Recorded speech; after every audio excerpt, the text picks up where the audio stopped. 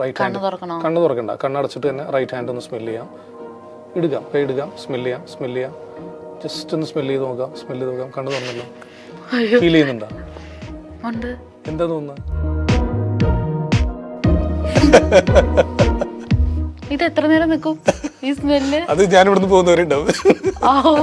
Science ആണ് അല്ലെങ്കിൽ ഇത് ശാസ്ത്രമാണെന്ന് പറയുന്നത് കൊണ്ട് ഞാൻ ഉദ്ദേശിക്കുന്നത് നമ്മൾ കാണുന്ന ഓരോ അത്ഭുതത്തിന് പിന്നിലും വിശദീകരിക്കാൻ കഴിയുന്ന ഒരു കാരണം ഉണ്ടാവും. ഓഡിയൻസ് ആയിട്ട് വന്നിരിക്കുന്ന ആൾക്കാരുണ്ടല്ലോ, അപ്പോൾ ഈ ഓഡിയൻസിന്റെ എണ്ണം അല്ലെങ്കിൽ അവരുടെ ആ ഒരു ചിന്താഗതി അതൊക്കെ ഈ ഷോസിനെ ബാധിക്കുമെന്ന് വിചാരിക്കുന്നുണ്ടോ? ശരിക്കും ഇവിടെ വിഷയം വരുന്നത് എങ്ങനെയെന്ന് വെച്ച് കഴിഞ്ഞാൽ, ഒരു സിദ്ധൻ, ആ സിദ്ധന്റെ പേര് മെൻഷൻ ചെയ്തിട്ട് ഇന്ന ആള് ചെയ്തത് ഇന്ന കാര്യമാണ് എന്ന് പറഞ്ഞ് ചെയ്യുമ്പോഴാണ് കൂടുതൽ ആളുകൾ പ്രതികരിക്കുന്നത്. അപ്പോഴാണ്. അപ്പൊ അതുകൊണ്ട് നമുക്ക് വേറെ നിവൃത്തിയില്ലാതെ തീയിൽ കൂടെ തന്നെ നമ്മൾ പുറത്തേക്ക് ജമ്പ് ചെയ്തു.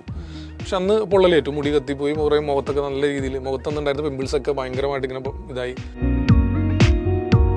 അതായത് ഈ ഇതിൽ ഗോസ്റ്റ് വരുമെന്നും റിയൽ ആയിട്ട് ഇങ്ങനെ സംഭവിക്കുമെന്നും അന്ധമായ ഭീകരമായ വിശ്വാസം വെച്ച് പുലർത്തുന്ന ആളുകളെ സംബന്ധിച്ചിടത്തോളം അത് വർക്കൗട്ട് ആവും. തെറ്റായ രീതിയിൽ ആളുകളെ ചൂഷണം ചെയ്യുന്നു. ഇപ്പൊ ചൂഷണം എന്ന് പറയുമ്പോൾ എപ്പോഴും ഇതിനൊക്കെ വിധേയരാവുന്നത് ഈ സാമ്പത്തികമായിട്ട് ബുദ്ധിമുട്ട് അനുഭവിക്കുന്ന ആളുകളും രോഗികളായിട്ടുള്ള ആളുകളാണ് സിദ്ധന്മാരെ, ആൾദൈവങ്ങളെ അല്ലെങ്കിൽ ഇത്തരത്തിലുള്ള കാര്യങ്ങളുടെയൊക്കെ പുറകിൽ പോകുന്നത്. Hi, hello, welcome to our show. എല്ലാ കാലത്തും ആളുകളെ വല്ലാതെ അത്ഭുതപ്പെടുത്തുന്ന ഒരു കാര്യമാണ് ഈ മെൻ്റലിസം, മാജിക് എന്നൊക്കെ പറയുന്നത്. ആ ഒരു തലത്തിൽ നിന്നുകൊണ്ട് എല്ലാവരിലേക്കും ശ്രദ്ധിക്കപ്പെട്ട ഒരു വ്യക്തിയാണ് ഇന്ന് നമ്മുടെ കൂടെയുള്ളത്, Fazil Basheer. Welcome to our show. എന്താണ് ഇപ്പോഴത്തെ പുതിയ വിശേഷങ്ങളൊക്കെ? പുതിയ വിശേഷങ്ങൾ എന്ന് വെച്ച് കഴിഞ്ഞാൽ മെന്റലിസം റിലേറ്റ് ചെയ്തിട്ടാണോ? അല്ലാതെ അതെ, മൊത്തത്തിൽ ഉള്ള ലൈഫിന്റെ ഒരു വിശേഷങ്ങളൊക്കെ. കുറച്ച് നാൾ എയറിലായിരുന്നു. ഇറങ്ങിയോ? എയറിൽ നിന്ന് ഇപ്പൊ ഏകദേശം താഴേക്ക് ഇറങ്ങി. ഇപ്പൊ നമ്മുടെ പ്രോഗ്രാംസ് കാര്യങ്ങളൊക്കെ ആയിട്ട് പോകുന്നു. നന്നായിട്ടുണ്ട്. എല്ലാ പ്രോഗ്രാംസും ഞാൻ കാണാറുണ്ട്. ഒരു പ്രേക്ഷക എന്നുള്ള നിലയിൽ എനിക്ക് പറഞ്ഞാൽ ഒരു അത്ഭുതങ്ങളും കാര്യങ്ങളൊക്കെ ഇങ്ങനെ എന്തായിരിക്കും എന്നുള്ളൊരു ക്യൂരിയോസിറ്റി വല്ലാണ്ട് നമുക്ക് ഹൈപ്പ് ചെയ്യാൻ പറ്റുന്ന പ്രോഗ്രാംസ് ആണ് ചെയ്യുന്നത്. ഇപ്പോൾ പുറത്തുള്ള ഷോസിൻ്റെ ഒക്കെ കാര്യങ്ങൾ എങ്ങനെയാണ്? മെന്റലിസം കൂടുതലും എനിക്ക് ഷോസ് കൂടുതലും പുറത്ത് തന്നെയാണ്, വിദേശ രാജ്യങ്ങളിൽ തന്നെയാണ് കൂടുതലും ഷോസ് കൂടുതലുള്ളത്. ഇപ്പോൾ നമ്മുടെ ഇവിടെയാണെന്നുണ്ടെങ്കിൽ അങ്ങനെ വളരെ സെലക്റ്റീവായിട്ടുള്ള കുറച്ച് ഓഡിയൻസ് മാത്രമാണ് ഈ ഒരു കലയെ ആക്സെപ്റ്റ് ചെയ്യുന്നത്. അപ്പോൾ എനിക്ക് തോന്നുന്നു മാജിക് എന്ന് വെച്ചാൽ നമുക്ക് മുൻപ് നമ്മളിപ്പോൾ അവതരിപ്പിക്കുന്ന സ്റ്റേജിൽ പെർഫോം ചെയ്യുന്ന സമയത്ത് ഉപകരണങ്ങളുടെ സഹായത്തോടെയൊക്കെയാണ് നമ്മൾ ചെയ്യുന്നത്. അപ്പോൾ നമ്മൾ സംസാരിച്ചില്ലെങ്കിലും ഒരു മ്യൂസിക് ഒക്കെ ഇട്ട് നമുക്ക് പെർഫോം ചെയ്യാൻ പറ്റും. ഇപ്പോൾ ഒരു കാലിയായിട്ടുള്ളൊരു ബോക്സ് കാണിക്കുന്നു, അത് കാലിയാണ് എന്നുള്ളത് ആളുകൾക്ക് അറിയാം. നമ്മളിങ്ങനെ ഓപ്പൺ ചെയ്ത് ഇങ്ങനെ കാണിച്ചാൽ മാത്രമേ, നമ്മൾ പറയണ്ട ഇത് കാലിയാണ് എന്ന് പറയേണ്ട കാര്യമില്ല.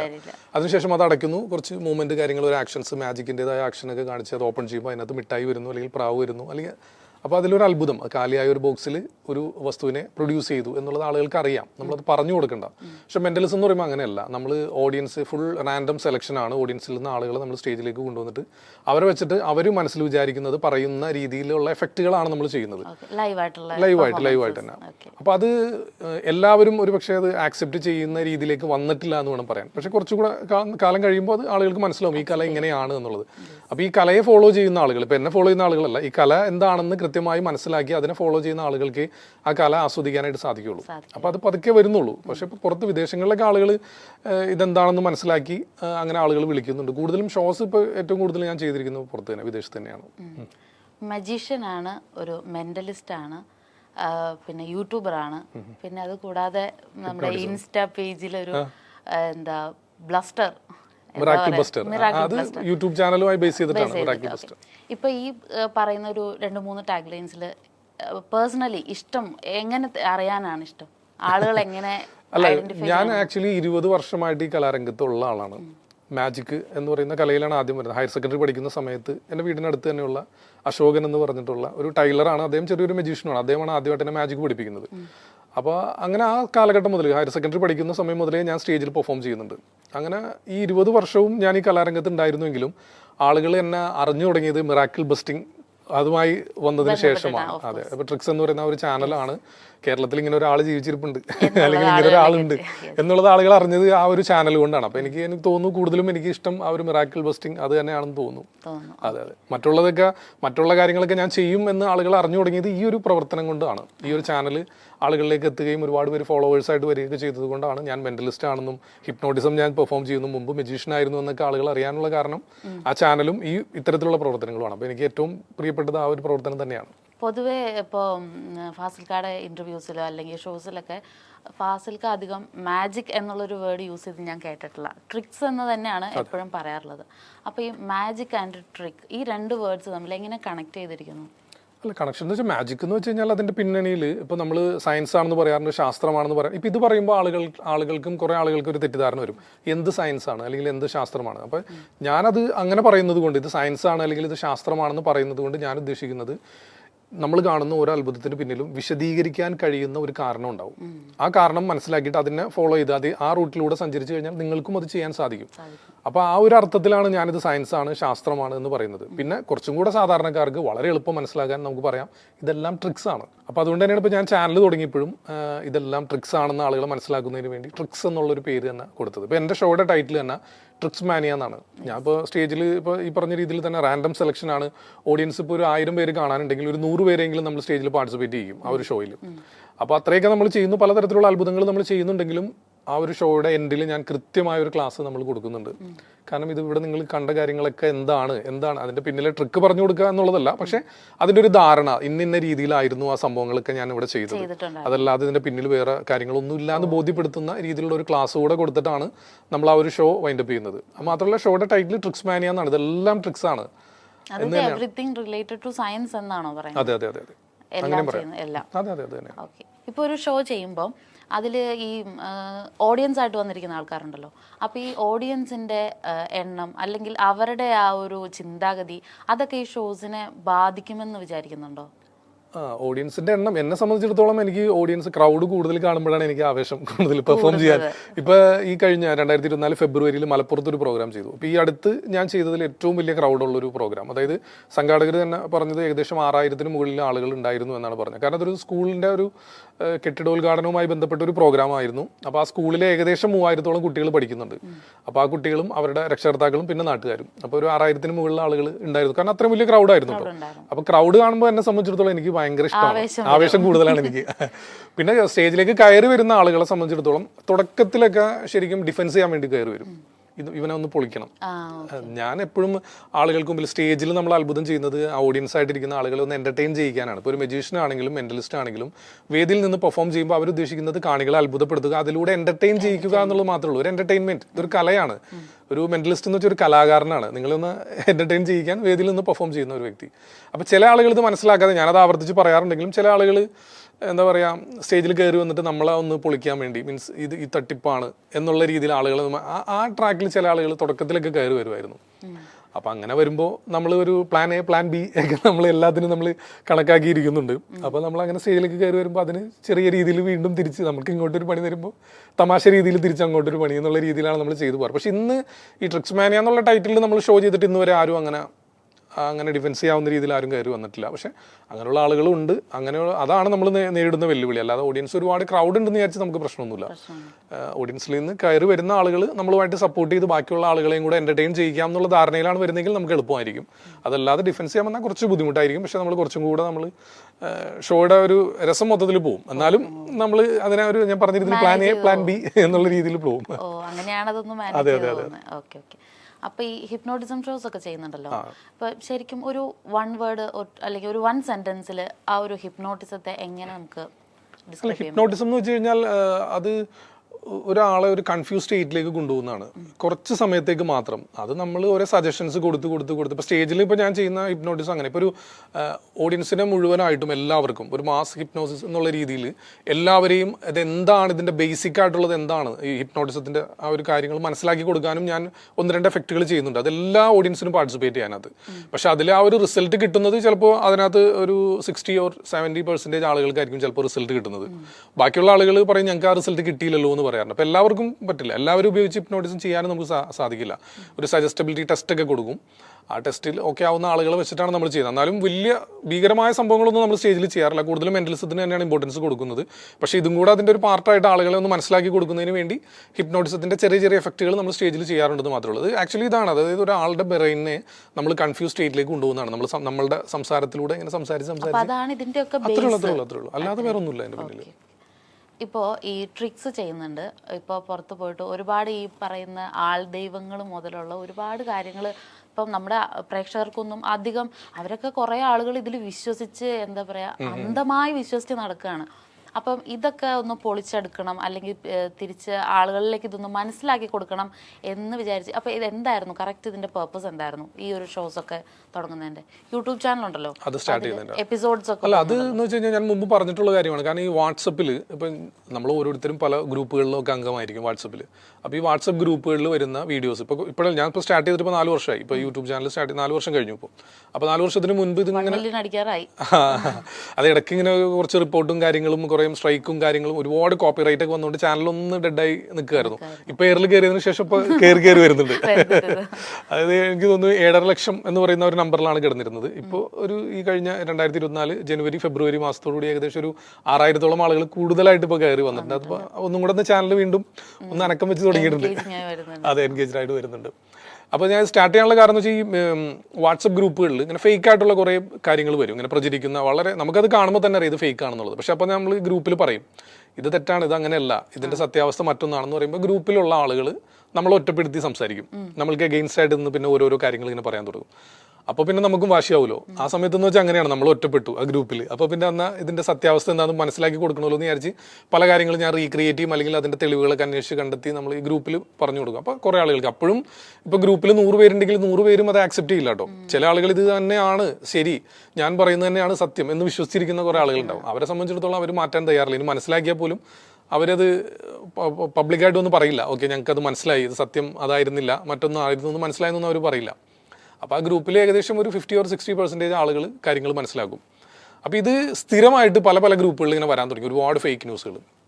അപ്പോൾ ഇതിനെ എഗെയിൻസ്റ്റ് ആയിട്ട് ഞാൻ മാത്രമേ ഉള്ളൂ സംസാരിക്കുന്നത്. അപ്പോൾ ഈ ഗ്രൂപ്പിൽ ഇപ്പോൾ ഒരു 100 പേർക്ക് വേണ്ടി നമ്മൾ അതിൻ്റെ എന്താ പറയുക, അതിൻ്റെ സത്യാവസ്ഥ അന്വേഷിച്ച് കണ്ടെത്തിയ ഗ്രൂപ്പിൽ സംസാരിക്കുന്ന അതേ റിസ്ക് തന്നെയാണ് ഇത്രയും വലിയ വൈഡായിട്ടുള്ള ഓഡിയൻസിൻ്റെ മുമ്പിൽ അവതരിപ്പിക്കുന്നതിനുള്ള റിസ്ക്കും സെയിം തന്നെയാണ് നമ്മൾ ഈ കണ്ടെത്തുന്ന കാര്യങ്ങൾ. അപ്പോൾ ഞാൻ ആദ്യം ശരിക്കും ഈ സാറ്റലൈറ്റ് ചാനലുകളിൽ മുൻപൊക്കെ ഈ കോൺസെപ്റ്റ് ഒക്കെ കൊടുത്തിട്ട് ഞാൻ പുറമേ നിന്ന് ഇങ്ങനെ ഡയറക്റ്റ് ചെയ്യുന്ന രീതിയിൽ കുറേ ഷോസൊക്കെ ഞാൻ ചെയ്തിട്ടുണ്ട്, കുറേ ചാനലുകൾ ചെയ്തിട്ടുണ്ട്. അപ്പോൾ ഞാനിത് ഈ ഒരു കോൺസെപ്റ്റ് വന്നപ്പോൾ ആദ്യം ഞാൻ വിചാരിച്ചു അന്ന് ഇത് സാറ്റലൈറ്റ് ചാനലിൽ കൊടുക്കാം, കാരണം ഒരുപാട് ഫേക്ക് ന്യൂസുകൾ വരുന്നുണ്ട്. അപ്പോൾ അവർക്ക് ചാനലിൽ കൊടുത്തു കഴിഞ്ഞപ്പോൾ അവർ പറഞ്ഞത് പ്രശ്നമാണ്, കാരണം പലതരത്തിലുള്ള കമ്മ്യൂണൽ ഇഷ്യൂസ് വരാൻ സാധ്യതയുണ്ട്. അങ്ങനെയുള്ള കണ്ടന്റുകളൊക്കെയാണ് പലതും നമ്മൾ കൊടുത്തത്. നമ്മൾ ആദ്യം തന്നെ കൊടുത്ത കണ്ടന്റുകളിൽ ഇങ്ങനെയുള്ള കാര്യങ്ങളൊക്കെ ഉണ്ട്. അപ്പോൾ അവർ പറഞ്ഞത് ശരിയാവില്ല, അത് ബുദ്ധിമുട്ടാണ്, പരസ്യം പിന്മാറും. പിന്നെ മാത്രമല്ല സോഷ്യൽ മീഡിയയിൽ പ്രചരിക്കുന്ന വീഡിയോ എന്ന് വെച്ചാൽ ക്വാളിറ്റി ഇല്ലാത്ത വീഡിയോ ആണ്, ഈ മൊബൈലിൽ ഷൂട്ട് ചെയ്തു അതൊക്കെയാണ്. അപ്പോൾ അത് നമ്മൾ കാണിച്ചിട്ട് അതിൻ്റെ റീക്രിയേഷൻ അതെങ്ങനെയാണെന്ന് വിശദീകരിച്ചു കൊടുക്കുക. അപ്പോൾ അതൊക്കെ വരുമ്പോൾ ഒരു ക്വാളിറ്റി ലോസ് വരുന്നുണ്ട്, പല പല പ്രശ്നങ്ങളൊക്കെയാണ് അവർ പറഞ്ഞത്. പ്രധാനമായിട്ട് പരസ്യക്കാരൊക്കെ പിന്മാറും, കാരണം ഇങ്ങനെയുള്ള ഇഷ്യൂസൊക്കെ വന്നു കഴിഞ്ഞാൽ. അങ്ങനെ കുറേ ചാനലുകൾ സമീപിച്ചു, അവരൊക്കെ പിന്മാറി കഴിഞ്ഞപ്പോൾ യൂട്യൂബിനെ പറ്റി എനിക്ക് യാതൊരു ധാരണയില്ല. യൂട്യൂബിൽ ഇങ്ങനെ ഒരു സാധ്യതയുണ്ട്, യൂട്യൂബ് ചാനലിൽ ഇങ്ങനെ സബ്സ്ക്രൈബ് ചെയ്യണം, അങ്ങനെ അതൊന്നും എനിക്ക് അറിയില്ല കേട്ടോ. അതിനെപ്പറ്റി എനിക്ക് യാതൊരു ധാരണയില്ല. എനിക്കൊരു ഫേസ്ബുക്ക് പേജ് ഉണ്ടായിരുന്നു, ഫാസിൽ ബഷീർ എന്ന് പേരുള്ളൊരു പേജ് ഉണ്ടായിരുന്നു. അതിൽ ഏകദേശം ഒരു 2000-2500 ഫോളോവേഴ്സ് ഉണ്ടായിരുന്നു ആ പേജിൽ. പ്രൊഫൈലല്ല, ഒരു പേജ് സ്റ്റാർട്ട് ചെയ്തിട്ടുണ്ടായിരുന്നു. അത് മാത്രമേ നമുക്ക് അറിയുള്ളൂ. അപ്പോൾ അങ്ങനെയാണ് ഞാൻ അപ്പോൾ എൻ്റെ സ്റ്റുഡിയോയിലുണ്ടായിരുന്ന ഒരു സ്റ്റാഫാണ് പറഞ്ഞത് നമുക്ക് യൂട്യൂബിൽ നമുക്കിത് ഈ കണ്ടന്റ് നമുക്കൊന്ന് അപ്ലോഡ് ചെയ്യാം. അങ്ങനെ അവനാണ് എനിക്കിത് തുടങ്ങി തരുന്നത്. എനിക്കറിയില്ല, അപ്പോഴും എനിക്ക് ഇതിനെപ്പറ്റി അറിയില്ല. അങ്ങനെ ആദ്യത്തെ ഏകദേശം ഒരു 10-15 വീഡിയോകൾ എവിടെ നിന്നൊക്കെ കിട്ടിയ മ്യൂസിക്കും ബാക്ക്ഗ്രൗണ്ടൊക്കെ കൊടുത്തിട്ടൊക്കെയാണ് നമ്മൾ ചെയ്തത്. പക്ഷെ അത് 1000 സബ്സ്ക്രൈബേഴ്സായി, പിന്നെ വാച്ച് അവർ ഒക്കെ ടൈമൊക്കെ ആയി ഇത് മോണിറ്റൈസ്ഡ് ആവുന്ന ആ ഒരു സമയത്ത് തന്നെ ആദ്യം തന്നെ കോപ്പിറൈറ്റ് വന്നു. ആദ്യം വിട്ട് ഏകദേശം ഒരു 15 വീഡിയോ തന്നെ കോപ്പിറൈറ്റ് വന്നു, കാരണം മ്യൂസിക് കോപ്പിറൈറ്റ് ഉള്ളതായിരുന്നു. അപ്പോഴാണ് പിന്നെ ഓരോന്നോരോന്ന് പിന്നെ നമ്മൾ അങ്ങനെ പഠിച്ചാണ് പോയത്. അതല്ലാതെ ഇതിൽ നിന്നൊരു വരുമാനം കിട്ടും, ഇങ്ങനെ കുറേ ആളുകൾ സബ്സ്ക്രൈബ് ചെയ്യണം ഇത് കാണണമെങ്കിൽ എന്നൊക്കെ ഉള്ളതൊക്കെ ഇത് തുടങ്ങുന്ന സമയത്ത് ഈ സ്റ്റാഫ് പറയുമ്പോഴാണ് ഞാൻ അറിയണം ഇങ്ങനെയൊക്കെ പറയണം എന്നുള്ള കാര്യങ്ങളൊക്കെ. പക്ഷെ അപ്പോഴും നമ്മൾ തുടങ്ങിയ സമയം മുതലേ കണ്ടന്റ് ഇങ്ങനത്തെ ആയതുകൊണ്ട് ഞാൻ എല്ലാവരും വന്നത് സബ്സ്ക്രൈബ് ചെയ്യുക, എല്ലാവരും ലൈക്ക് ചെയ്യുക, എല്ലാവരും ഷെയർ ചെയ്യാന്ന് ഇതുവരെ നമ്മൾ പറഞ്ഞിട്ടില്ല. ഞാൻ പറയാറുള്ളത്, ഞാൻ പറയുന്ന കാര്യം സത്യമാണെന്ന് നിങ്ങൾക്ക് വിശ്വാസം ഉണ്ടെങ്കിൽ, അല്ലെങ്കിൽ നിങ്ങൾക്ക് തോന്നുന്നുണ്ടെങ്കിൽ, തുടർന്നും കാണാൻ ആഗ്രഹമുണ്ടെങ്കിൽ മാത്രം, അങ്ങനെയുള്ള ആളുകൾ മാത്രം ഇവിടെ സബ്സ്ക്രൈബ് ചെയ്തത്. കാരണം കണ്ടന്റുകൾ ഇങ്ങനത്തെയാണല്ലോ. എല്ലാവരും തുടക്കത്തിൽ ഞാനിപ്പോൾ പറഞ്ഞില്ല, ഇപ്പോൾ ഈ 2024 ഈ പറഞ്ഞ മുതുകാട് ഇഷ്യൂമായി ബന്ധപ്പെട്ട് ഞാൻ എയറിൽ കയറുന്നത്. പക്ഷെ അതിനു മുമ്പ് ഞാൻ സ്ഥിരം എയറിൽ തന്നെ ആയിരുന്നു. കാരണം ഇത്തരത്തിലുള്ള ഓരോ വിഷയങ്ങൾ നമ്മൾ കൈകാര്യം ചെയ്ത് ഇങ്ങനത്തെ ആയതുകൊണ്ട് തന്നെ അതെ സ്ഥിരമായിട്ട് എയറിൽ തന്നെ ആയിരുന്നു. പക്ഷെ 1 വർഷം 1.5 വർഷം കഴിഞ്ഞപ്പോഴാണ് ആളുകൾക്ക് മനസ്സിലായി തുടങ്ങിയത്. കാരണം ട്രിക്സ് ചാനൽ പറയുന്നത് തെളിവിൻ്റെ അടിസ്ഥാനത്തിലാണ്. അപ്പോഴും എല്ലാവർക്കും അല്ല, കുറച്ച് ആളുകൾക്ക്. അങ്ങനെയാണ് പിന്നെ സബ്സ്ക്രൈബേഴ്സിൻ്റെ എണ്ണം കൂടി ഏകദേശം ഇപ്പോൾ ഒരു 7.5 ലക്ഷം ആളുകൾ നമ്മൾ എന്താ പറയുക യൂട്യൂബിലും ഫേസ്ബുക്കിലും ഒരു 3 ലക്ഷത്തിൻ്റെ അടുത്ത ആളുകളും ഫേസ്ബുക്കിലുമായിട്ട് നമ്മൾ ഫോളോ ചെയ്യുന്നത്. ഇപ്പോൾ ഈ സോഷ്യൽ മീഡിയയിലൊക്കെ കാണുന്ന ഈ ഫാസിൽ ബഷീറിൻ്റെ ഏറ്റവും തുടക്കം, ആ സ്റ്റാർട്ട് അതെങ്ങനെയായിരുന്നു? ഫസ്റ്റ് വാർത്തകളിൽ വരുന്നത് ഫയർ എസ്കേപ്പ് എന്ന് പറയുന്ന ഒരു സാഹസിക പ്രകടനം അവതരിപ്പിച്ചിട്ടാണ്. അത് 2005-ലാണ്. എത്ര വയസ്സിലാണ്? അത് 18 വയസ്സിൽ. അന്ന് ആ സമയത്ത് ആ ഒരു ഇത് ചെയ്യാനുള്ള ഒരു അത് ആക്ച്വലി ശരിക്കും മുതുകാട് സാർ അന്ന് ചെയ്തത് ഞാൻ കണ്ടിട്ടുണ്ട്. സാറിന്റെ വീഡിയോ മുതുകാട് സാറാണോ ഗുരു? അല്ലല്ല, മീൻസ് അതിനുശേഷം അദ്ദേഹത്തിൻ്റെയോടൊപ്പം ഞാൻ വർക്ക് ചെയ്യുകയും ഇലൂഷൻ എങ്ങനെയാണ് ഒരു ഷോ മാനേജ് ചെയ്യേണ്ടത്, അല്ലെങ്കിൽ വലിയ വലിയ ഉപകരണങ്ങൾ എങ്ങനെ ഒരു സ്റ്റേജിൽ പെർഫോം ചെയ്യണം എനിക്ക് അറിയാമെന്നേ ഉള്ളൂ. പക്ഷെ ഇത് എങ്ങനെ പ്രസന്റ് ചെയ്യണം എന്നുള്ളത് ഞാൻ മനസ്സിലാക്കിയത് അദ്ദേഹത്തിന്റെ അടുത്ത് നിന്ന് തന്നെയാണ്. പക്ഷെ ആദ്യം ഞാൻ പറഞ്ഞില്ല, ഗുരു എന്ന് പറയുന്നത് നമ്മുടെ അശോകൻ എന്ന് പറയുന്ന ഞാൻ പറഞ്ഞ ആളാണ്.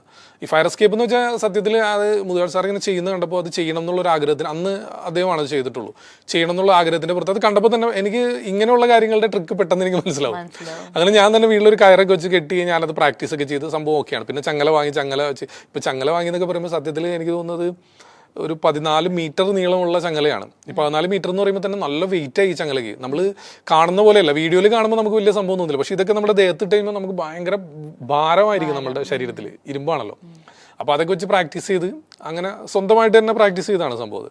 അങ്ങനെയാണ് ആലുവയിൽ സെന്റ് മേരി സ്കൂൾ ഗ്രൗണ്ടിൽ വെച്ചിട്ട് നമ്മൾ 2005 ഇത് അവതരിപ്പിക്കുന്നത്. അങ്ങനെ അത് വാർത്താ പ്രാധാന്യമൊക്കെ നേടി. പക്ഷേ ആ കാലഘട്ടത്തിൽ എന്ന് വെച്ചാൽ ഇന്ന് സോഷ്യൽ മീഡിയ ഒന്നും സജീവമല്ലല്ലോ, അന്ന് ഇല്ലാന്ന് തന്നെ പറയാം. അന്ന് പത്രങ്ങളിൽ ഇങ്ങനെ വരണം, ലൈവ് ആയിരിക്കണം. നമ്മളിപ്പോൾ ഒരു വാർത്ത വന്നാൽ അത് ഏകദേശം ഒരാഴ്ച ആളുകൾ സംസാരിക്കും, പിന്നെ അത് വിട്ടു. പിന്നെ വീണ്ടും അടുത്ത മാസം നമ്മൾ അടുത്ത എന്തെങ്കിലും ആയിട്ട് വാർത്തയിൽ നിറഞ്ഞാൽ മാത്രമേ നമുക്കിത് കിട്ടുള്ളൂ. ഇതിപ്പോൾ അന്ന് 2005 നമ്മളത് ചെയ്തത്, പിന്നെ ആളുകൾ അറിയുന്നത് ഈ ട്രിക്സ് ചാനൽ വന്ന് ഞാൻ വീണ്ടും അത് അപ്ലോഡ് ചെയ്യുമ്പോൾ ഇതാ അന്ന് ചെയ്ത ആള് നിങ്ങളായിരുന്നല്ലേ എന്ന് പറയുന്നത്. അതെ, അത് മറന്നു, ആളുകൾ പിന്നെ അത് മറന്നുപോയി. പിന്നെ ആളുകൾക്ക് അറിയാം 18 വയസ്സുള്ള ഒരാളത് ചെയ്തിട്ടുണ്ട് എന്നുള്ള സംഭവം ആളുകൾക്ക് അറിയാം. അപ്പൊ ആ ചെറിയ പ്രായത്തിൽ ഇതിലേക്ക് വരുമ്പോ വീട്ടിൽ നിന്നൊക്കെ വീട്ടിൽ ആക്ച്വലി ഉമ്മാക്കൊന്നും അറിയില്ലായിരുന്നു ഇതെന്താണ് ഞാൻ ചെയ്യാൻ പോകുന്നത്. പക്ഷെ ഫാദറിന് അറിയാം, കാരണം ഇത് പ്രാക്ടീസ് ചെയ്യുമ്പോൾ ഫാദറും കൂടെ ഉള്ളതുകൊണ്ട് 100% ഉറപ്പാണ് ഞാനത് എസ്കേപ്പ് ആവും, അറിയാം അവന് എന്നുള്ളത് അറിയാവുന്നതുകൊണ്ട് കുഴപ്പമൊന്നും ഉണ്ടായിരുന്നില്ല. സപ്പോർട്ടിങ് ആയിരുന്നു. ഇപ്പോൾ ഈ കുറെ ട്രിക്സ് നമ്മൾ പൊളിക്കാനായിട്ട് നിൽക്കുന്നുണ്ടല്ലോ, അപ്പൊ ഈ ട്രിക്സ് പൊളിക്കാനായിട്ട് ഈ ആളുകളുടെ ഇടയിലേക്ക് ചെല്ലുമ്പോൾ അവരുടെ ഒരു റെസ്പോൺസ് ഭയങ്കര എന്നുവെച്ചാൽ അത് വിശ്വസിച്ച് നിൽക്കുന്ന ആളുകളിലേക്ക് നമ്മൾ ചെല്ലുമ്പം അവരോട് ഇത് പറഞ്ഞ് മനസ്സിലാക്കൽ വലിയ പാടാണ്. അപ്പോൾ അവരുടെ റിയാക്ഷൻസ് ഇപ്പോൾ ഞാൻ ആദ്യമായിട്ട് കണ്ടൊരു ഇതെന്ന് പറഞ്ഞാൽ ബിനോയ് ചേട്ടൻ്റെ കൂടെയുള്ള ഒരു ഇത്. അതിനുശേഷം ഞാൻ നോക്കുമ്പം കുറേ ഈ തമിഴ്നാടൊക്കെ പോയിട്ട് ഓരോ ആളുകളുടെ അടുത്ത് ചെന്ന് അവർ ചെയ്യുന്ന കാര്യങ്ങൾ ഇതല്ല സത്യം എന്ന് പറയുമ്പോൾ അവിടത്തേക്ക് ആളുകൾ പ്രതികരിക്കുന്നത് എങ്ങനെയാണെന്ന് പറയാൻ പറ്റില്ലല്ലോ. ഞാൻ ശരിക്കും 2005 ഈ ഫയർ എസ്കേപ്പ് ഒക്കെ ചെയ്തതിനു ശേഷം ഞാൻ ഇന്ത്യയിൽ പല സ്ഥലങ്ങളിലും പോയിട്ട് ഇത്തരത്തിലുള്ള അവയർനെസ് ക്ലാസ്സുകളൊക്കെ അന്ന് നടത്തിയിട്ടുണ്ട് ഞാൻ. അപ്പോൾ നമ്മളൊരു മാജിക് എന്നുള്ള നിലയിൽ ഇതുപോലെ ഭസ്മം എങ്ങനെയാണ് എടുക്കുന്നത്, അല്ലെങ്കിൽ വായിൽ നിന്ന് ശിവലിംഗം എടുക്കുന്നത് എങ്ങനെയാണ്, അങ്ങനെയുള്ള അല്ലെങ്കിൽ അന്തരീക്ഷത്തിൽ നിന്ന് വെള്ളം അതൊക്കെ അന്നും നമ്മൾ പറഞ്ഞു കൊടുത്തുകൊണ്ടിരുന്നത് തന്നെയാണ്. അപ്പോൾ ഒരു മാജിക് എന്നുള്ള രീതിയിൽ നമ്മൾ അത് അവതരിപ്പിച്ച് ഒരു ബോധവൽക്കരണം എന്നുള്ള രീതിയിൽ പറയുമ്പോൾ പ്രോബ്ലം ഇല്ല. ശരിക്കും ഇവിടെ വിഷയം വരുന്നത് എങ്ങനെയെന്ന് വെച്ച് കഴിഞ്ഞാൽ ഒരു സിദ്ധൻ, ആ സിദ്ധന്റെ പേര് മെൻഷൻ ചെയ്തിട്ട് ഇന്ന ആൾ ചെയ്തത് ഇന്ന കാര്യമാണ് എന്ന് പറഞ്ഞ് ചെയ്യുമ്പോഴാണ് കൂടുതൽ ആളുകൾ പ്രതികരിക്കുന്നത്. അപ്പോഴാണ് അതാണ് നമ്മൾ ട്രിക്സ് ചാനലിന്റെ ഹൈലൈറ്റും അത് തന്നെയാണ്. നമ്മൾ ആരെയും മറച്ചു വെച്ച് ഏതോ ഒരു സിദ്ധൻ അല്ലെങ്കിൽ ഏതോ ഒരാൾ അവിടെ അങ്ങനെ ചെയ്തു എന്ന് നമ്മൾ പറയില്ല. ആരാണെന്ന് വെച്ചാൽ കൃത്യമായിട്ട് നമ്മൾ കാണിച്ചു കൊടുക്കുന്നത് ഇന്ന ആൾ ചെയ്ത കാര്യം ഇന്നതാണ് സംഭവം, അതിന്റെ സത്യാവസ്ഥ ഇന്നതാണ്. അപ്പോൾ ശരിക്കും ഈ പറഞ്ഞ രീതിയിൽ റിസ്ക് ആണ്. തുടക്ക കാലഘട്ടങ്ങളിൽ ഞാൻ പറയും, ഇപ്പം അധികം അങ്ങനെ പ്രശ്നങ്ങളൊന്നുമില്ല. നമ്മളിപ്പോൾ ഈ അടുത്ത് തിരുവനന്തപുരം ഭാഗത്താണ് തോന്നുന്നു, സ്ഥലത്തിന്റെ പേര് ഞാൻ പെട്ടെന്ന് മറന്നുപോയി, അവിടെ ഒരു ശവക്കല്ലറയിൽ നിന്ന് വെള്ളം വരുന്നു എന്ന് പറഞ്ഞിട്ട് വലിയ വാർത്തയായതാണ്. അന്ന് ഞാൻ ചെന്ന് കഴിഞ്ഞപ്പോൾ സത്യത്തിൽ നമ്മൾ ചെന്ന് കഴിഞ്ഞപ്പോൾ അവിടെ ആളുകൾ നമ്മളുമായിട്ട് സഹകരിക്കുകയാണ് ചെയ്തത്. അതല്ലെങ്കിൽ എനിക്ക് പോയിട്ട് ഒരു പ്രൈവറ്റ് പ്രോപ്പർട്ടിയാണ്, അവിടെ കയറിയിട്ട് അവിടെ ഉള്ള ഒരു ശവക്കല്ലറ പോയി പരിശോധിക്കാനുള്ള പെർമിഷൻ അവർ തന്നു. ഞാൻ ചോദിച്ച കാര്യങ്ങൾ കുറച്ച് വെള്ളമൊക്കെ വേണ്ടി വന്നു നമുക്ക് പരിശോധിക്കാൻ വേണ്ടി, എങ്ങനെയാണ് വെള്ളം ഇതിനുള്ളിൽ നിന്ന് വരുന്നതെന്ന് അറിയാനായിട്ട്. അപ്പോൾ അതൊക്കെ അടുത്തുള്ള വീട്ടിലുള്ള ആളുകൾ വന്നിട്ട് അവർക്കും ഇതിന്റെ സത്യാവസ്ഥ എന്താണെന്ന് അറിയണം എന്നുള്ള ഒരു ആഗ്രഹം പല സ്ഥലങ്ങളിലും ഇപ്പോൾ നമ്മൾ നേരിട്ട് ചെല്ലുമ്പോൾ കണ്ടിട്ടുണ്ട്. അതല്ലാതെ ഇല്ല പരിശോധിക്കാൻ പറ്റില്ല എന്നൊക്കെയുള്ള രീതിയിൽ അങ്ങനെയും പറഞ്ഞ ആളുകളുണ്ട് കേട്ടോ. അല്ല, നമുക്ക് കേരളത്തിൽ ഇതൊക്കെ കുറച്ചും കൂടെ എളുപ്പമാണ്, കേരളത്തിന് പുറത്തേക്ക് ഇതൊക്കെ എളുപ്പമൊന്നും പറയാൻ പറ്റില്ല. കാരണം ഇപ്പോഴും നമ്മൾക്ക് വരുന്ന ചില കമന്റ്സും കാര്യങ്ങളൊക്കെ കണ്ടു കഴിഞ്ഞാൽ ഭീകരമാണ്. ചില ആളുകൾ ഇങ്ങനെ വളരെ നമ്മളെ തീർത്ത് കളയണം എന്നുള്ള രീതിയിൽ വരെയുള്ള കമന്റ്സുകളൊക്കെ ധാരാളം വരാറുണ്ട്. പിന്നെ മുൻപ് പല യാത്രകളിലും പല ആളുകളും ഇതേ രീതിയിൽ നമുക്ക് വളരെ മോശമായിട്ടുള്ള അനുഭവങ്ങളൊക്കെ ഉണ്ടായിട്ടുണ്ട്. വാക്കുകൊണ്ട് ദേഹോപദ്രവം ഇതുവരെ ഇല്ല, ഇനി ഉണ്ടാവുമെന്നൊന്നും അറിയില്ല. എന്നാലും പല ആളുകളും വന്നിട്ട് നമ്മളോട് അത്തരത്തിൽ മോശമായിട്ടൊക്കെ പല ആളുകളും സംസാരിച്ചിട്ടുണ്ട്. വാഹനത്തിന് തകരാറുണ്ടാക്കുന്ന രീതിയിലുള്ള പ്രവർത്തനങ്ങളൊക്കെ ചെയ്തിട്ടുണ്ട്.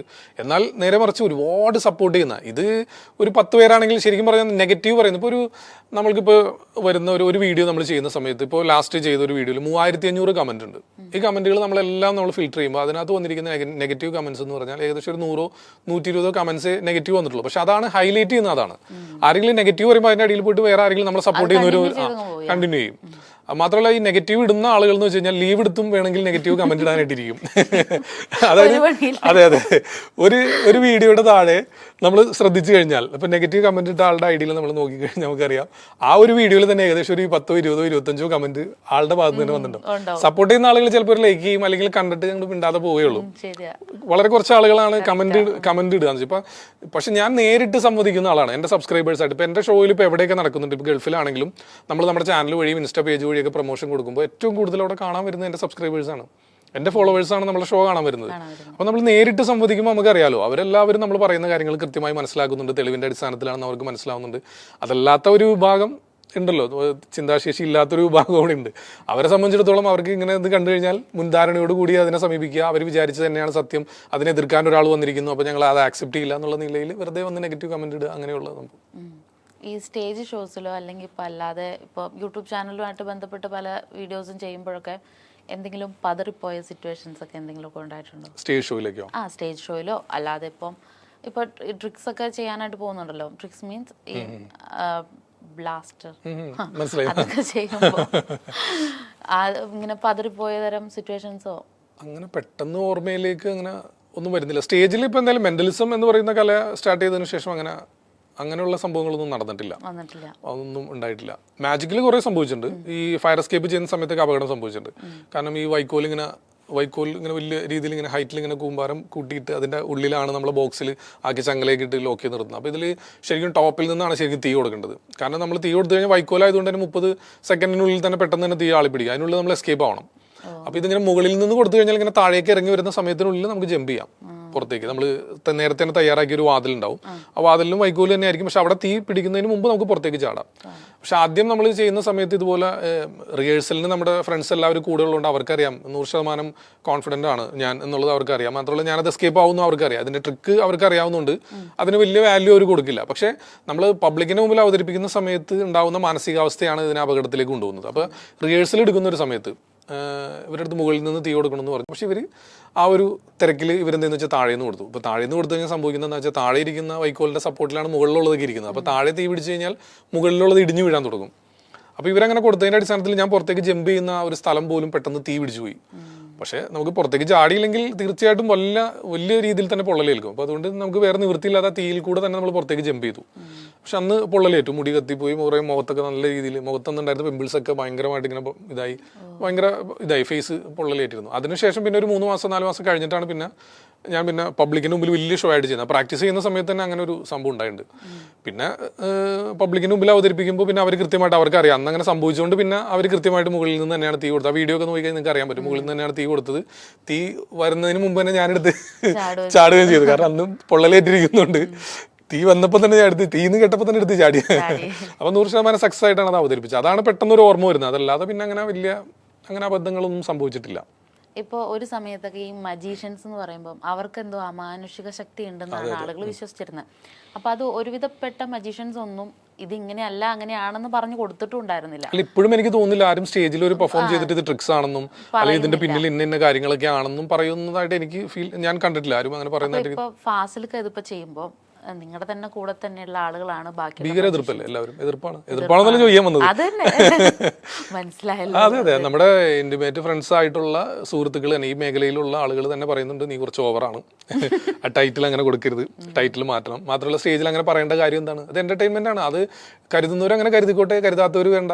പക്ഷെ അത് നമ്മളായിട്ട് ഇങ്ങനെ പറയേണ്ട കാര്യം എന്താണെന്നൊക്കെ എല്ലാവരും വിളിച്ച് ചോദിക്കാറുണ്ട്. പക്ഷെ അവരുടെ ഷോസിനെയും കാര്യങ്ങളും ഇത് ബാധിക്കുന്നുണ്ടെന്ന് അവർ വിചാരിക്കുന്നതായിരിക്കാം ചിലപ്പോൾ. പക്ഷെ എന്നാലും എന്നെ സംബന്ധിച്ചിടത്തോളം ഞാൻ പറഞ്ഞില്ല, ഒരു അവയർനെസ് ആണ് എന്ന് കരുതി ഒരു മെജീഷ്യനോ അല്ലെങ്കിൽ ഒരു മെന്റലിസ്റ്റോ ഒരു എന്റർടൈൻമെന്റിന് വേണ്ടി സ്റ്റേജിൽ അവർ അവതരിപ്പിക്കുന്ന ഒരു കാര്യം കൊണ്ടുവന്നിട്ട് ഞാൻ ഇവിടെ അതിന്റെ ട്രിക്ക് ഇങ്ങനെയാണെന്ന് പറഞ്ഞ് ഞാൻ ഇതുവരെ അവതരിപ്പിച്ചിട്ടില്ല. കാരണം ഇതൊരു ആർട്ടാണല്ലോ.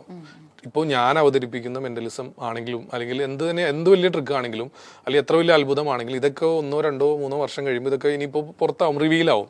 കാരണം ഇന്ന് സോഷ്യൽ മീഡിയയിലെല്ലാം അവൈലബിൾ ആണ്.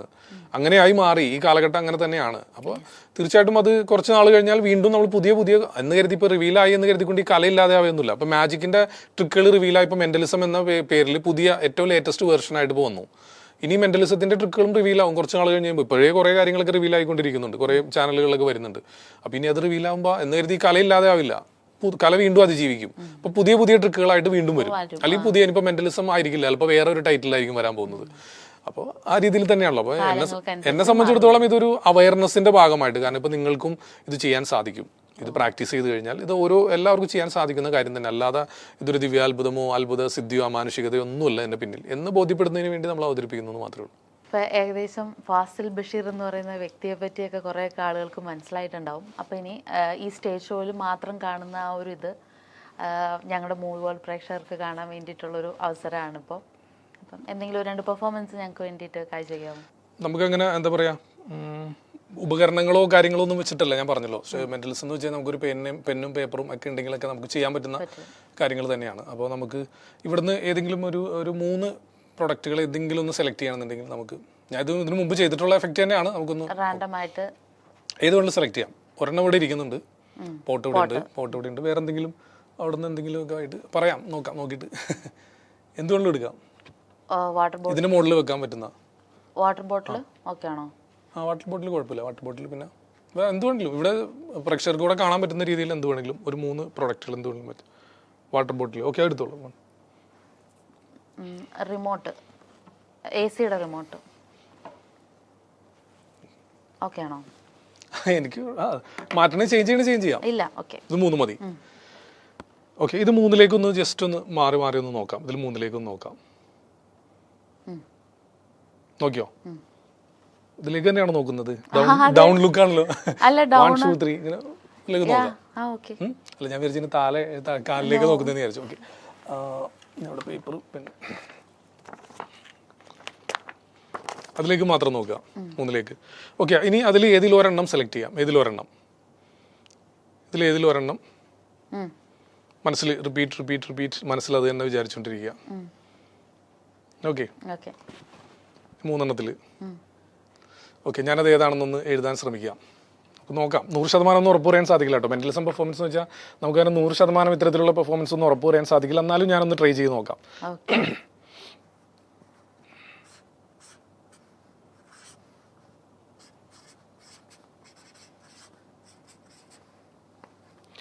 ഓക്കെ, ഞാൻ എഴുതിയത് കയ്യിൽ തരട്ടെ?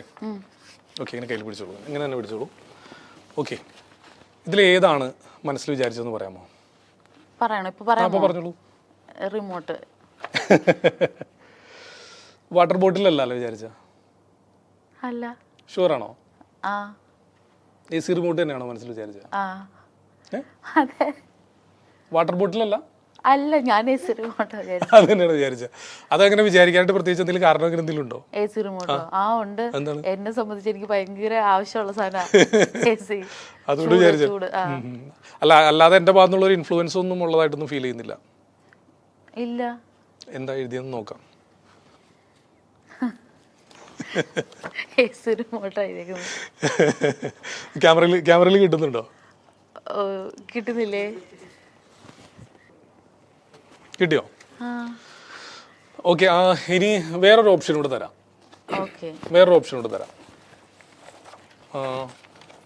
ഇതും ഞാൻ മുൻപ് ചെയ്തിട്ടുള്ള എഫക്റ്റുകൾ തന്നെയാണ്.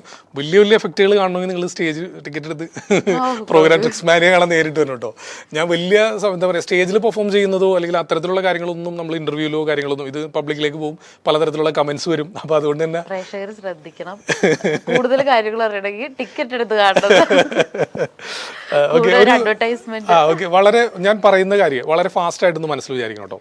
അതായത് നല്ല സുഗന്ധമുള്ള ഏതെങ്കിലും ഒരു ഫ്ലവർ മനസ്സിൽ വിചാരിക്കുക. ഞാൻ 3 ഓപ്ഷൻ തരാം: റോസ്, ജാസ്മിൻ, ലില്ലി. അങ്ങനെ ഏതെങ്കിലും 3 ഫ്ലവറിൽ ഏതെങ്കിലും ഒന്ന് പെട്ടെന്നൊന്ന് മനസ്സിൽ വിചാരിക്കാം. വിചാരിച്ചു. ഓക്കെ, ഇപ്പൊ മനസ്സിലുണ്ടല്ലോ. റിപ്പീറ്റ് അത് തന്നെ ഇങ്ങനെ മനസ്സിൽ വിചാരിച്ചുകൊണ്ടിരിക്കുക. റിപ്പീറ്റ് അത് തന്നെ മനസ്സിൽ വിചാരിച്ചുകൊണ്ടിരിക്കുക. ഓക്കെ, അപ്പൊ നിങ്ങളുടെ മനസ്സിലാണ്, എനിക്കറിയില്ല. ഓക്കെ, ഞാനത് ഏതാണെന്നൊന്ന് എഴുതാൻ ശ്രമിക്കാം. ഇതും ഈ പറഞ്ഞ രീതിയിൽ തന്നെ ഞാൻ ഒന്നുകൂടെ ജാമ്യം എടുക്കുകയാണ്. കാരണം 100% ഉറപ്പൊന്നും പറയാൻ സാധിക്കില്ല. എന്നാലും നമുക്കൊന്ന് ട്രൈ ചെയ്ത് നോക്കാം. തെറ്റിപ്പോയി കഴിഞ്ഞാൽ ഞാൻ എന്ത് ചെയ്യാനാ? തെറ്റിപ്പോയി നമുക്ക് ക്യാമറ ഇട്ട് ചെയ്യാം. ഓക്കെ, ഞാൻ എഴുതിയിട്ടുണ്ട്. കയ്യിൽ പിടിക്കാം. ഏത് ഫ്ലവർ ആണ് മനസ്സിൽ വിചാരിച്ചത്? പറയാമോ? റോസ് ആണോ? ക്യാമറ കട്ട് ചെയ്യേണ്ടി വരുമോ? ആണോ? അല്ല, ക്യാമറ കട്ട് ചെയ്യണമെന്ന് ചോദിക്കല്. റോസ് തന്നെ ആയിരുന്നു വിചാരിച്ച? ഞാൻ അതാ പറഞ്ഞത്, മെന്റലിസം 100% നമുക്കൊന്നും ഉറപ്പ് പറയാൻ സാധിക്കില്ല. എന്താണ് എഴുതിയെന്ന് നോക്കാം.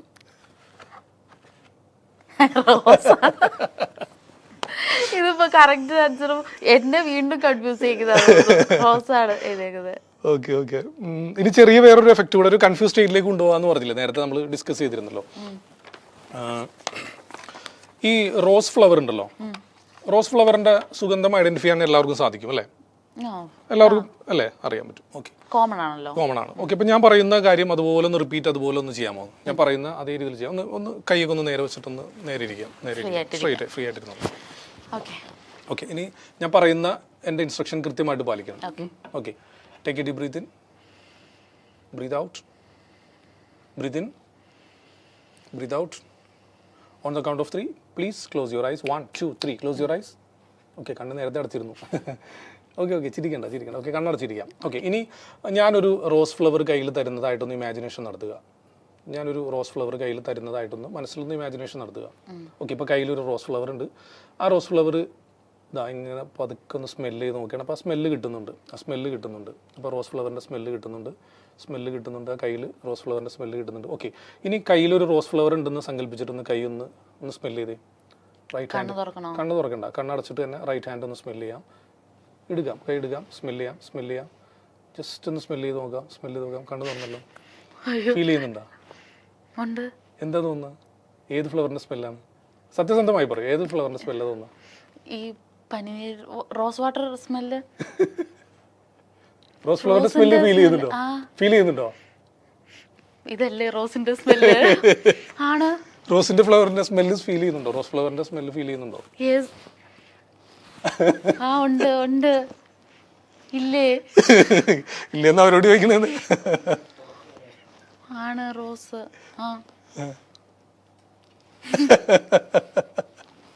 എന്താ പറയേണ്ടത് അറിയില്ലല്ലേ. ഇനി അടുത്തത് ഇത് എങ്ങനെയാണ് സംഭവിച്ചതെന്നായിരിക്കും ചോദിക്കേണ്ടത്. ആ ചോദ്യമാണ് ഇപ്പൊ മനസ്സിൽ വന്നത്. ഇതെങ്ങനെ? ആ ചോദ്യചിഹ്നമാണല്ലോ ഈ കലയെ നിലനിർത്തുന്നത്. പറയില്ലേ? ക്യാമറ കട്ട് ചെയ്തിട്ട് ഞാൻ പറയാം. ഇത് എത്ര നേരം നിൽക്കും ഈ സ്മെല്ല്? അത് ഞാൻ ഇവിടുന്ന് പോകുന്നവരുണ്ടാവും. ഞാൻ ശരിക്കും സർപ്രൈസ്ഡ് ആയിട്ടോ. കാരണം ഞാൻ ഒരിക്കലും ഇങ്ങനത്തെ ഒരു ഷോയിലൊന്നും ഇതുവരെ പാർട്ടിസിപ്പേറ്റ് ചെയ്തിട്ടില്ല. യൂട്യൂബ് ചാനൽസിൽ ഫാസിൽക്കാടെ തന്നെ ഇങ്ങനെ ഷോർട്സും കാര്യങ്ങളും കണ്ടിട്ടുണ്ടെന്നല്ലാതെ ഡയറക്റ്റായിട്ട് ഇൻവോൾവ് ചെയ്തിട്ടില്ല. അപ്പോൾ ഇന്നലെ മുതൽ എനിക്കൊരു ക്യൂരിയോസിറ്റി ഉണ്ടായിരുന്നു ആദ്യമായിട്ട് ഇതിൽ വരുന്നതിൻ്റെ. പക്ഷേ ഞാൻ പ്രതീക്ഷിച്ച ഒരു ക്യൂരിയോസിറ്റി അല്ല ഇവിടെ ഉണ്ടായിരുന്നത്. ഞാൻ പ്രഡിക്റ്റ് ചെയ്തില്ല ഇത്ര കറക്റ്റായിട്ട് ഏത് രണ്ടും പറയാൻ പറ്റുമെന്ന്. എനിക്കിപ്പോഴും ആ ഒരു ഹാലൂസിനേഷൻ എന്ന് പറയില്ലേ, ആ ഒരു സാധനത്തിലുള്ള. അപ്പം അതിൻ്റെ ട്രിക്സൊക്കെ എന്താണെന്നൊക്കെ കറക്റ്റായിട്ട് എനിക്ക് പറഞ്ഞുതരാന്നൊക്കെ പറഞ്ഞു. ക്യാമറ കട്ട് ചെയ്താലേ പറഞ്ഞു തരുള്ളൂ എന്നാണ് പറയുന്നത്. അപ്പം കട്ട് ചെയ്തിട്ട് ഞാൻ എന്താണെന്ന് കേട്ടോളാം. പിന്നെ ഇപ്പം എന്തായാലും നമുക്ക് ആ ഒരു ഇൻ്റർവ്യൂ, ആ ഒരു ക്വസ്റ്റ്യൻസിലേക്ക് തന്നെ വീണ്ടും പോവാം. നമുക്കത് കണ്ടിന്യൂ ചെയ്യാം. ഈ കുറേ ആളുകളെ തകർക്കാൻ വേണ്ടി ശ്രമിക്കുന്നത് കുറച്ച് മുമ്പ് പറഞ്ഞില്ലേ, അത് പറഞ്ഞപ്പോഴാണ് ഞാൻ ഓർത്ത്. ലാസ്റ്റ് ഒരു 3-4 വീഡിയോക്ക് മുമ്പാന്ന് തോന്നുന്നു, ഒരു മുട്ട കൂടോത്രം ചെയ്തു വെച്ചു. അതെനിക്ക് പ്രാങ്ക് ആണെന്ന് തോന്നുന്നു. അതുമായി ബന്ധപ്പെട്ട് പിന്നെ ഒന്നും അത് വന്നിട്ടില്ല. ഞാൻ അതിന്റെ അപ്ഡേഷൻസ് അത് ഇപ്പൊ ആരെങ്കിലും പറ്റിക്കാൻ വേണ്ടി ചെയ്തായിരിക്കും. മുൻപ് എനിക്ക് കിട്ടിയിട്ടുണ്ട് ഇങ്ങനെ.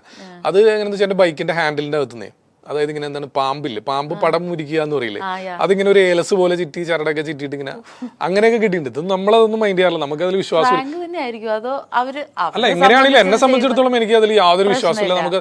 പക്ഷെ അത് ഞാൻ പറഞ്ഞില്ല, ഇപ്പോൾ നിങ്ങൾക്ക് ഇപ്പോൾ ചെറിയ രീതിയിലെങ്കിലും വിശ്വാസം ഉണ്ടെങ്കിൽ അത് നിങ്ങൾക്ക് കിട്ടിയെന്ന് വിചാരിക്കാം നിങ്ങളുടെ വീട്ടിൽ നിന്ന്.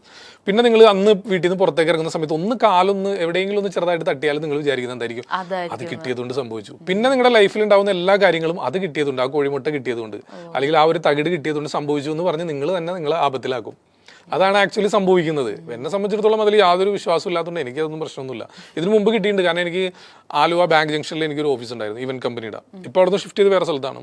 അപ്പോൾ അന്ന് ഇതുപോലെ ഷട്ടറിൻ്റെ അടിയിൽ ഇങ്ങനെ കോഴിമുട്ട, നമ്മൾ രാവിലെ ഷട്ടർ ഓപ്പൺ ചെയ്യാൻ ചെല്ലുമ്പോൾ കോഴിമുട്ട ഇരിക്കുന്നുണ്ടോ, അതിൻ്റെ അടിയിൽ എന്തൊക്കെയോ എഴുതിയിട്ട്. ഇതിനൊക്കെ സമയം കണ്ടുപിടിക്കുന്നത് ആൾക്കാർക്ക് എന്താല്ലേ. ഇപ്പൊ റിയൽ ലൈഫ് എന്ന് പറയുന്ന ഇത് എല്ലാവർക്കും ഉണ്ടല്ലോ ആ ഒരു സംഭവം. അപ്പോൾ അതിൽ ഏറ്റവും സാറ്റിസ്ഫൈങ് ആയിട്ടുള്ള കാര്യം എന്താണ് ചെയ്യാനായിട്ട്? എങ്ങനെ? റിയലിലോ റിയലിലോ രണ്ടിലും? എനിക്ക് യാത്രയാണ് എനിക്ക് ഏറ്റവും ഇഷ്ടം. ട്രാവലിംഗ് ഭീകരമായിട്ട്. വെറുതെ ട്രാവൽ ചെയ്യാനാണോ ഈ പറഞ്ഞ പോലെ എന്തെങ്കിലുമൊക്കെ? അല്ല, നമ്മള് യാത്ര എപ്പോഴും നമ്മൾ ഒരു പർപ്പസ് ആയിട്ട് മീൻസ് എന്തെങ്കിലും ഒരു പ്രോഗ്രാം റിലേറ്റ് ചെയ്തിട്ടോ അല്ലെങ്കിൽ അങ്ങനെയൊക്കെ ആയിരിക്കും നമ്മൾ യാത്ര പോകുന്നത്. അപ്പൊ ആ പ്രോഗ്രാമിന് പോയതിനു ശേഷം പിന്നെ ബാക്കിയുള്ള സമയം നമ്മൾ ആ ഒരു ഭാഗത്തുള്ള എന്താ പറയുക ഒരുപാട് കാര്യങ്ങൾ നമ്മൾ കൂടുതൽ കാര്യങ്ങൾ ഞാൻ മനസ്സിലാക്കിയിരിക്കുന്നതൊക്കെ യാത്രയിൽ നിന്ന് തന്നെയാണ്. അറിവ് നേടുന്നതൊക്കെ യാത്രയിലൂടെ തന്നെയാണ്. ഇപ്പോൾ നമ്മൾ സ്കൂൾ വിദ്യാഭ്യാസത്തിൽ നിന്നോ അതിലൊക്കെ കിട്ടുന്നതിനേക്കാളും കൂടുതൽ അറിവ് നമ്മൾ നേടിയിരിക്കുന്നതൊക്കെ യാത്രയിൽ നിന്ന് തന്നെ. അപ്പോൾ ഏറ്റവും കൂടുതൽ ഇഷ്ടം എനിക്ക് യാത്ര ചെയ്യാൻ തന്നെ. അതല്ലാതെ പോകാറുണ്ട്, ഞങ്ങൾ ഫ്രണ്ട്സായിട്ട് തന്നെ ഇങ്ങനെ പോകാറുണ്ട്, ലക്ഷ്യമില്ലാത്ത യാത്രയും പോകാറുണ്ട്. അതല്ലാതെ ഇപ്പോൾ പോകുന്നതെല്ലാം ഈ പറഞ്ഞ പോലെ പ്രോഗ്രാം റിലേറ്റ് ചെയ്തിട്ടോ അല്ലെങ്കിൽ എന്തെങ്കിലും ആവശ്യമായി ബന്ധപ്പെട്ടുള്ള യാത്രയായിരിക്കും. പക്ഷെ അത് അങ്ങനെ പോകുമ്പോൾ ആവശ്യം കഴിഞ്ഞതിന് ശേഷം ബാക്കി പിന്നെ നമ്മൾ ആ ഒരു അവിടുത്തെ കൾച്ചർ എന്താണ്, അവിടുത്തെ ജനങ്ങൾ എങ്ങനെയാണ് അത് ജീവിക്കുന്നത്, അങ്ങനെയുള്ള കാര്യങ്ങളൊക്കെ മനസ്സിലാക്കാൻ പോകും. അതിൽ ഏറ്റവും കൂടുതൽ എനിക്ക് ഫീൽ ചെയ്ത ഒരു കാര്യം നമ്മുടെ ഇന്ത്യയിൽ ധാരാവിയിൽ പോയി തന്നെയാണ്. ധാരാവി ഭീകരമായിട്ട് ഒരു നമ്മളുടെ മനസ്സിനെ തന്നെ മാറ്റിക്കളഞ്ഞ അല്ലെങ്കിൽ ഇത്തരത്തിലുള്ള പ്രവർത്തനങ്ങളിലേക്കൊക്കെ ഞാൻ ഇറങ്ങാനുള്ള ഒരു കാരണം ധാരാവി തന്നെയാണ്. എന്താണ് അവിടെ എന്തായിരുന്നു എക്സ്പീരിയൻസ്? അല്ല, അവിടെ ബാഡ് എക്സ്പീരിയൻസ് മീൻസ് ഇപ്പൊ ഞാനിപ്പോ എപ്പോഴും ഈ ഒരു കലാരംഗത്ത് നമ്മൾ നിൽക്കുമ്പോൾ പ്രശസ്തനാവണം, പണം ഉണ്ടാക്കണം, വലിയ വീട് വേണം, വലിയ വാഹനങ്ങൾ വേണം എന്നുള്ള ചിന്തയാണ് എന്നെ സംബന്ധിച്ചിടത്തോളം തുടക്കത്തിൽ അങ്ങനെ തന്നെയായിരുന്നു. മറ്റുള്ള ആളുകളും ബഹുഭൂരിപക്ഷം ആളുകളും അങ്ങനെ തന്നെ ആയിരിക്കും ചിന്തിക്കുന്നത്. കാരണം അല്ലേ, നമ്മൾ സെലിബ്രിറ്റി ആവാൻ ആഗ്രഹിച്ച് നടക്കുന്നത് ഏത് കലയാണെങ്കിലും ആ കലയിൽ ഞാൻ ഏറ്റവും ഉന്നതിയിലെത്തണം, പണം ഉണ്ടാക്കണം എന്നുള്ള ചിന്തയായിരിക്കുമല്ലോ എല്ലാവരും ആഗ്രഹിക്കുന്നത് അങ്ങനെ തന്നെയാണ്. പക്ഷെ ആ ഒരു ആഗ്രഹം ഒരു പരിധിവരെ എൻ്റെ മനസ്സിൽ നിന്ന് പോകാൻ കാരണമായത് ഈ പറഞ്ഞ ധാരാവിയാണ്. കാരണം അവിടെ എന്ന് വെച്ച് കഴിഞ്ഞാൽ ഒരു 100 സ്ക്വയർ ഫീറ്റ് ആണ് ഒരു വീട് എന്ന് പറയുന്നത്. ആ 100 സ്ക്വയർ ഫീറ്റിൽ 5-6 ആളുകൾ താമസിക്കുന്നത്. അവരുടെ ബാത്റൂം അതാണ്, അവരുടെ കിച്ചൺ അതാണ്, കിടപ്പുമുറി അതാണ്, എല്ലാം അതാണ്. അപ്പോൾ അത്തരത്തിലുള്ള ഒരു അവസ്ഥയൊക്കെ നമ്മൾ കാണും. കാരണം അതായത് കുളിക്കാനായിട്ട് അവർ എല്ലാ സാധനങ്ങളും പുറത്തോട്ടെടുത്ത് മാറ്റിയിട്ടൊക്കെയാണ് അതിൻ്റെ അകത്ത് കുളിക്കുന്നത് വരെ നമ്മൾ കണ്ടിട്ടുണ്ട്. ആളുകളൊക്കെ പുറത്തേക്ക് ഇറങ്ങിക്കും, അല്ലെങ്കിൽ വീടൊക്കെ വളരെ എന്താ പറയുക, അത് നമുക്ക് പറയാൻ പറ്റില്ല. ഇവർ വീട്ടിൽ നിന്ന് പുറത്തേക്ക് ഇറങ്ങുന്നത് ഒരു നമ്മുടെ കാന എന്ന് പറയില്ലേ, ആ ഒരു ഡ്രെയിനേജ്, അതിലേക്കാണ് ഇവർ ഇറങ്ങുന്നത്. കാരണം ഒരു സ്ലാബ് ഇങ്ങനെ പിടിച്ചിട്ട് കോൺക്രീറ്റിന്റെ സ്ലാബ് വെച്ച് ഇങ്ങനെ വഴി അതാണ് ഇവർ ഇറങ്ങി നിൽക്കുന്ന അതിലാണ്. അതിന്റെ മുകളിലൂടെയാണ് ഇവർ നടക്കുന്നത്. കാരണം രണ്ടുപേർ അങ്ങോട്ടും ഇങ്ങോട്ട് പോയാൽ ഒരാൾ ഇങ്ങനെ ചരിഞ്ഞ് നിന്ന് കൊടുക്കണം. അത്രയും വലിപ്പം മാത്രമുള്ള വഴികളിലൂടെയാണ് ഇവർ സഞ്ചരിക്കുന്നത്. നമ്മൾ അതിന്റെ ഉള്ളിൽ കയറി കഴിഞ്ഞാൽ പുറത്തേക്ക് ഇറങ്ങണമെങ്കിൽ അവിടെ ഉള്ള ആൾ വേണം കേട്ടോ. വഴി നമുക്ക് മനസ്സിലാക്കി നമ്മളെ പുറത്ത് കൊണ്ടുവന്നാക്കാൻ അതിന്റെ അകത്തുള്ള ഒരാളില്ലാതെ നമുക്ക് പുറത്തേക്ക് ഇറങ്ങാൻ സാധിക്കില്ല. കാരണം അത്രയും ഇങ്ങനെ ഗല്ലികൾ അങ്ങനത്തെയാണ്. അപ്പോൾ അതിൻ്റെ ഉള്ളിൽ നമ്മൾ ചെല്ലുന്ന സമയത്ത് അസുഖം വന്ന് കിടക്കുന്ന കുട്ടികൾ, അല്ലെങ്കിൽ മുതിർന്ന ആളുകൾ, വൃദ്ധരായിട്ടുള്ള ആളുകൾ, ഒരു കുട്ടീനെയൊക്കെ ഒരു ഹോസ്പിറ്റലിൽ നിന്ന് കൊണ്ടുപോകുന്ന രംഗമൊക്കെ എനിക്ക് ഇപ്പോഴും മറക്കാൻ പറ്റില്ല. കാരണം ഇങ്ങനെ കയ്യിലെടുത്ത് കൊണ്ടുപോകും. അതും ഇതിലൂടെ കൊണ്ടുപോകാൻ പറ്റുന്നില്ല.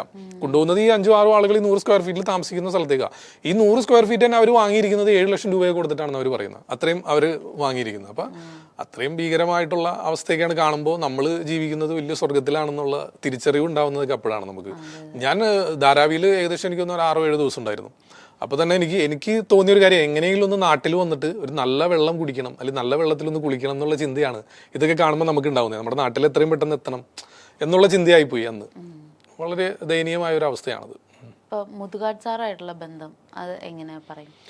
ഞാൻ 2003 ശരിക്കും മാജിക് എന്ന് പറയുന്ന കലയിലേക്ക് വരുന്നത്. പക്ഷെ അതിന് മുൻപ് എനിക്ക് തോന്നുന്നു ഞാൻ ഒരു 4th സ്റ്റാൻഡേർഡിൽ പഠിക്കുമ്പോൾ മുതൽ ദൂരദർശനിൽ മാസ്മരം എന്ന് പറഞ്ഞ പ്രോഗ്രാമിലാണ് ആദ്യമായിട്ട് മാജിക് എന്ന് പറയുന്ന കല എന്താണെന്ന് മനസ്സിലാക്കുന്നത്. അതിന് മുമ്പ് ഞാൻ കണ്ടിട്ടില്ല. അന്ന് ശൂന്യതയിൽ നിന്ന് മറ്റേ പ്രാവിനെ സൃഷ്ടിക്കുന്നതും പഞ്ചസാര മിഠായിയാക്കുന്നതും ഒക്കെ കുട്ടിയായിരിക്കുന്ന സമയത്ത് ഭയങ്കരമായിട്ട് മനസ്സിനെ സ്വാധീനിച്ചിട്ടുള്ള ഒരു കാര്യമാണ്. അപ്പോൾ വലുതായി കഴിഞ്ഞാൽ ഇങ്ങനെ ആവണം എന്നുള്ളൊരു ചിന്ത അന്നേ ഉണ്ട്. അപ്പോൾ അന്ന് മുതലേ മുതുകാട് സാറിനെ അങ്ങനെ ഫോളോ ചെയ്യുന്നുണ്ട്. പല വീഡിയോകളിൽ പല സ്ഥലങ്ങളിലൊക്കെ എവിടെയൊക്കെ കാണാനും, അല്ലെങ്കിൽ നമ്മൾ എന്തെങ്കിലും യാത്രയിലൊക്കെ പോകുന്ന സമയത്താണെങ്കിലും എവിടെയെങ്കിലും പ്രോഗ്രാം ഉണ്ടെന്നൊക്കെ അറിഞ്ഞു കഴിഞ്ഞാൽ, അന്നൊക്കെ എന്ന് വെച്ച് കഴിഞ്ഞാൽ ഈ പോസ്റ്ററുകളൊക്കെ ആണല്ലോ, മതിൽ അല്ലെങ്കിൽ ചുവരെഴുത്തൊക്കെയാണ്. അപ്പോൾ അന്ന് കാണണം എന്നൊക്കെ ഒരുപാട് ആഗ്രഹിച്ചെങ്കിലും അങ്ങനെ പ്രോഗ്രാം കാണാനുള്ള സാധ്യത ഒന്നും അന്ന് ഉണ്ടായിരുന്നില്ല. അങ്ങനെ ആ ഒരു ആഗ്രഹം ഇങ്ങനെ കൊണ്ടുകിടന്ന അവസാനം ഈ പറഞ്ഞ ഹയർ സെക്കൻഡറി പഠിക്കുന്ന സമയത്താണ് മറ്റൊരു മജീഷ്യനെ പരിചയപ്പെടുന്നതും അദ്ദേഹത്തോട് ആവശ്യപ്പെട്ട പ്രകാരം അദ്ദേഹം ചെറിയ ചെറിയ മാജിക്കുകളൊക്കെ പഠിപ്പിക്കുന്നതും. അതിനുശേഷം പിന്നെ ഞാൻ ഫയർ എസ്കേപ്പ് പോലെയുള്ള വലിയ കാര്യങ്ങളൊക്കെ ചെയ്തു. അങ്ങനെ അത്യാവശ്യം ഷോസ് കാര്യങ്ങളൊക്കെ ആയിട്ട് പോകുന്ന സമയത്താണ് മുതുകാട് സാറിൻ്റെ ടീമിലേക്ക് ഒരു ക്ഷണം ലഭിക്കുന്നത്. അങ്ങനെ അന്ന് എൻ്റെ പത്രങ്ങളിലൊക്കെ അന്ന് വന്നിരുന്നു. അങ്ങനെ പത്രങ്ങളിൽ വന്ന കട്ടിങ്ങും കാര്യങ്ങളൊക്കെ അദ്ദേഹം കണ്ടിട്ടുണ്ട്. അങ്ങനെ ഒരു ക്ഷണം ലഭിച്ചിട്ട് ഞാൻ പോയതാണ്. അങ്ങനെ ഏകദേശം ഒരു 1.5 വർഷമാണ് അദ്ദേഹത്തിൻ്റെ ട്രൂപ്പിൽ അദ്ദേഹത്തോടൊപ്പം സ്റ്റേജ് ആർട്ടിസ്റ്റായിട്ട് ഞാൻ പെർഫോം ചെയ്തു. അന്ന് ഇന്ത്യയിൽ അത്യാവശ്യം കുറേ സ്ഥലങ്ങളിലൊക്കെ ഞങ്ങൾ പോയിരുന്നു. ആ ഒരു എക്സ്പീരിയൻസ് എന്നെ സംബന്ധിച്ചിടത്തോളം എങ്ങനെ നമ്മൾ ഓഡിയൻസിന് മുമ്പിൽ പ്രസൻറ്റ് ചെയ്യണം, അതിന് മുമ്പ് വരെ ഞാൻ ചെയ്തുകൊണ്ടിരുന്നത് ഏറ്റവും വലിയ സംഭവമാണ് എന്നുള്ള ധാരണയായിരുന്നു എനിക്ക്. പക്ഷേ അദ്ദേഹത്തോടെ പോയി കഴിഞ്ഞപ്പോൾ എനിക്ക് മനസ്സിലായി നമ്മൾക്ക് അറിയില്ല. കാരണം നമുക്കത് തെറ്റുകൂടാതെ അവതരിപ്പിക്കാൻ അറിയൂ, പക്ഷേ ഇതിൻ്റെ അവതരണ ശൈലി ഇങ്ങനെയല്ല. ശരിക്കും ഞാൻ ഭയങ്കര വലിയ എന്തോ കാര്യം കഷ്ടപ്പെട്ട് ചെയ്യുന്ന ഒരു ഫീൽ കൊടുത്തിട്ടൊക്കെ ഞാൻ അവതരിപ്പിച്ചിരുന്നത്. പക്ഷെ മുതുകാട് സാർ എപ്പോഴും ചിരിച്ചിട്ട് വളരെ സിമ്പിളായിട്ട് ഇങ്ങനെ അവതരിപ്പിച്ചിരിക്കും. അതെ, അതാണ് ശരിക്കും ഓഡിയൻസിന് വേണ്ടത് എന്നൊക്കെയുള്ള ഒരു ധാരണ ആ സമയത്ത് കിട്ടുന്നത്. പിന്നെ അതിനുശേഷം പിന്നെ അവിടുന്ന് വന്നതിന് ശേഷം പിന്നെ ഒരു ഇവന്റ് കമ്പനി നമ്മൾ സ്റ്റാർട്ട് ചെയ്തിരുന്നു. ആലുവ BC എറണാകുളത്ത് തന്നെ, എറണാകുളം ജില്ലയിലാണെങ്കിലും ആലുവയിലായിരുന്നു ഓഫീസൊക്കെ. അപ്പോൾ അതിൽ ഈ പറഞ്ഞ പോലെ എൻ്റെ ഷോസും ഇലൂഷൻ ഷോ ഒക്കെ ഞാൻ അന്ന് അവതരിപ്പിക്കുക. എനിക്ക് ഏകദേശം ഒരു 20-22 സ്റ്റാഫുകൾ അന്നുണ്ടായിരുന്നു. ഈ ട്രൂപ്പിൽ തന്നെ. അപ്പം അന്ന് ഇലൂഷൻ ഷോ ഒക്കെ അപ്പം ശരിക്കും അന്ന് ഞാൻ അദ്ദേഹത്തെ അനുകരിക്കാൻ ഞാൻ ശ്രമിച്ചിട്ടുണ്ട് ആ കാലഘട്ടത്തിൽ. അങ്ങനെ ശരിക്കും പറഞ്ഞാൽ അദ്ദേഹം ഗുരുസ്ഥാനത്ത് തന്നെയാണ്. അതുപോലെ തന്നെ മജീഷ്യൻ സാമ്രാജ്യം ആണെങ്കിലും ഗുരുസ്ഥാനത്ത് തന്നെയാണ്. അവരെല്ലാവരും അവരുടെ ഷോയും അല്ലെങ്കിൽ വീഡിയോകളാണെങ്കിലും അത് കണ്ട പ്രചോദനം ഉൾക്കൊണ്ടുകൊണ്ടാണ് നമ്മൾ ഇത്തരത്തിലുള്ള കാര്യങ്ങളിലേക്കൊക്കെ ഇറങ്ങിയത്. പിന്നെ ഇപ്പോൾ മെന്റലിസം എന്ന് വെച്ച് കഴിഞ്ഞാൽ ഇപ്പോൾ ഈ ലേറ്റസ്റ്റ് ആയിട്ട് എനിക്ക് 2016 ഒരു മെന്റലിസ്റ്റ് എന്നൊരു ടൈറ്റിലേക്ക് ഞാൻ മാറിയത്. ശരിക്കും 2010 കൂടി ഞാൻ പൂർണ്ണമായിട്ട് ഒഴിവാക്കിയിരുന്നു. ഒരു 6 വർഷത്തോളം ഞാൻ പിന്നെ ചെയ്തിട്ടേ ഇല്ല. മാജിക് ചെയ്തിട്ടില്ല, ഗ്യാപ്പ് ഇട്ടു. ഫുൾ എൻ്റെ ഇവന്റ് ഡയറക്ഷനിൽ തന്നെ ഫോക്കസ് ചെയ്തിട്ട് അങ്ങനെയുള്ള പ്രോഗ്രാംസും അങ്ങനെ ബിസിനസ് കാര്യങ്ങളുമായിട്ട് അതിൽ ഫുൾ എൻഗേജ്ഡ് ആയിരുന്നു. 2016 മെന്റലിസ്റ്റ് എന്നുള്ളൊരു ടൈറ്റിൽ വീണ്ടും പ്രോഗ്രാമായിട്ട് ഞാൻ വീണ്ടും വരുന്നത്. അത് ശരിക്കും അപ്പോഴും വിദേശ മെന്റലിസ്റ്റ് ഒരുപാടൊന്നും ഞാൻ കണ്ടിട്ടില്ലെങ്കിലും വളരെ കുറച്ച് മെന്റലിസ്റ്റുകളുടെയൊക്കെയാണ് നമ്മൾ ഫോളോ ചെയ്യുന്നുള്ളൂ വിദേശത്തുള്ള. അവരുടെ ആണെങ്കിലും അല്ലെങ്കിൽ എൻ്റെ സുഹൃത്തായിട്ടുള്ള മെന്റലിസ്റ്റ് ആദി, അവരുടെയൊക്കെ ഷോ കണ്ട പ്രചോദനം ഉൾക്കൊണ്ടുകൊണ്ട് തന്നെയാണ് നമ്മളും വീണ്ടും ഈ ഒരു മെന്റലിസ്റ്റ് എന്നുള്ള ടൈറ്റിലേക്ക് വന്നതും. ഇത് കാണുമ്പോൾ നമുക്കറിയാം മാജിക്കിന്റെ ബേസ് ഉള്ളത് കൊണ്ട് തന്നെ നമുക്കറിയാം ഇതെങ്ങനെയാണ് ചെയ്യേണ്ടത്, എന്താണ് ഇതിന്റെ റൂട്ടുകൾ എന്നുള്ളത് നമുക്ക് അറിയാൻ പറ്റും. അങ്ങനെയാണ് പിന്നെ ഒരു ഷോ സെറ്റ് ചെയ്യുന്നതും. ഷോ സെറ്റ് ചെയ്ത ഫസ്റ്റ് പേര് എൻ്റെ സ്പെക്ടാക്കിൾ എന്നായിരുന്നു ആദ്യത്തെ ഷോയുടെ ടൈറ്റിൽ. അത് പിന്നെ ചേഞ്ച് ചെയ്തിട്ട് പിന്നെ ഞാൻ ട്രിക്സ് ചാനൽ തുടങ്ങിയ സമയത്ത് ഷോയുടെ ടൈറ്റിലും ഞാൻ ചേഞ്ച് ആക്കിയിട്ട് ട്രിക്സ് മാനിയ തന്നെ ആക്കി. അങ്ങനെയാണ് വന്നത്. അപ്പോൾ സാറായിട്ട് സത്യത്തിൽ ആ ഒരു നല്ല ബന്ധം തന്നെയാണ് സാറായിട്ട് ഇപ്പോഴും. മുതുകാട് സാറായിട്ടാണെങ്കിലും സാമ്രാജ് സാറായിട്ടാണെങ്കിലും നല്ല അടുപ്പം തന്നെയാണ് ഇപ്പോഴും. ഇപ്പോൾ മുതുകാട് സാറിൻ്റെ ഇപ്പോൾ റിലേറ്റഡ് കുറച്ച് ഇഷ്യൂസ് ഉണ്ടല്ലോ. ഇപ്പോൾ ആ ഇഷ്യൂസിനെ പറ്റിയിട്ടൊന്നും ഞാൻ ചോദിക്കുന്നില്ല, പക്ഷെ അതിൽ ഇഷ്യൂസിൻ്റെ ആയിട്ട് ബന്ധപ്പെട്ട് കുറച്ച് റെസ്പോൺസ് ചെയ്യുന്ന വീഡിയോസൊക്കെ കണ്ടിരുന്നു. അപ്പോൾ ആ വീഡിയോസ് വരുന്നത് എന്തേ ഇത്ര ലേറ്റ് ആയി എന്നുള്ള കുറേ കമൻസും കാര്യങ്ങളൊക്കെ കാണുന്നുണ്ട്. അല്ല, ആക്ച്വലി ഞാൻ നാട്ടിലില്ല ശരിക്കും. ഞാനിപ്പോൾ ഒരു മാസം എങ്ങനെ പോയാലും 2 ആഴ്ച പുറത്തായിരിക്കും, വിദേശത്തായിരിക്കും. മിക്കവാറും അങ്ങനെ തന്നെയാണ് ഇപ്പോൾ. അപ്പോൾ സത്യത്തിൽ ഈ വിഷയം നടക്കുന്ന സമയത്തും ഞാൻ ഒരുപാട് കമ്മിറ്റ് ചെയ്തിരിക്കുന്ന ഒരുപാട് പ്രോഗ്രാംസ് ഉണ്ട്. മിക്കവാറും പലതും ടിക്കറ്റ് ഷോസ് ഒക്കെയാണ്. അപ്പോൾ നമുക്ക് അതിൻ്റെ ഉത്തരവാദിത്തങ്ങളുണ്ട്. മാത്രമല്ല എൻ്റെ ഏറ്റവും ലേറ്റസ്റ്റ് ഷോ, അതായത് ട്രിക്സ് മാനിയ എന്ന് പറയുന്ന ഈ ടൈറ്റിൽ തന്നെ പോകുന്നതിൽ ഒരു സെഗ്മെന്റ് ടൈം ട്രാവൽ എന്ന് വെച്ചൊരു സെഗ്മെന്റ് നമ്മൾ ചെയ്യുന്നുണ്ട്. ഒരു പരീക്ഷണാടിസ്ഥാനത്തിൽ നമ്മൾ പ്ലാൻ ചെയ്തൊരു സാധനമാണ്. അപ്പോൾ അതിനു വേണ്ടിയുള്ള പ്രാക്ടീസും കാര്യങ്ങളൊക്കെ നടന്നുകൊണ്ടിരിക്കുന്ന സമയത്താണ് ഈ വിഷയം ഇങ്ങനെ വരുന്നത്.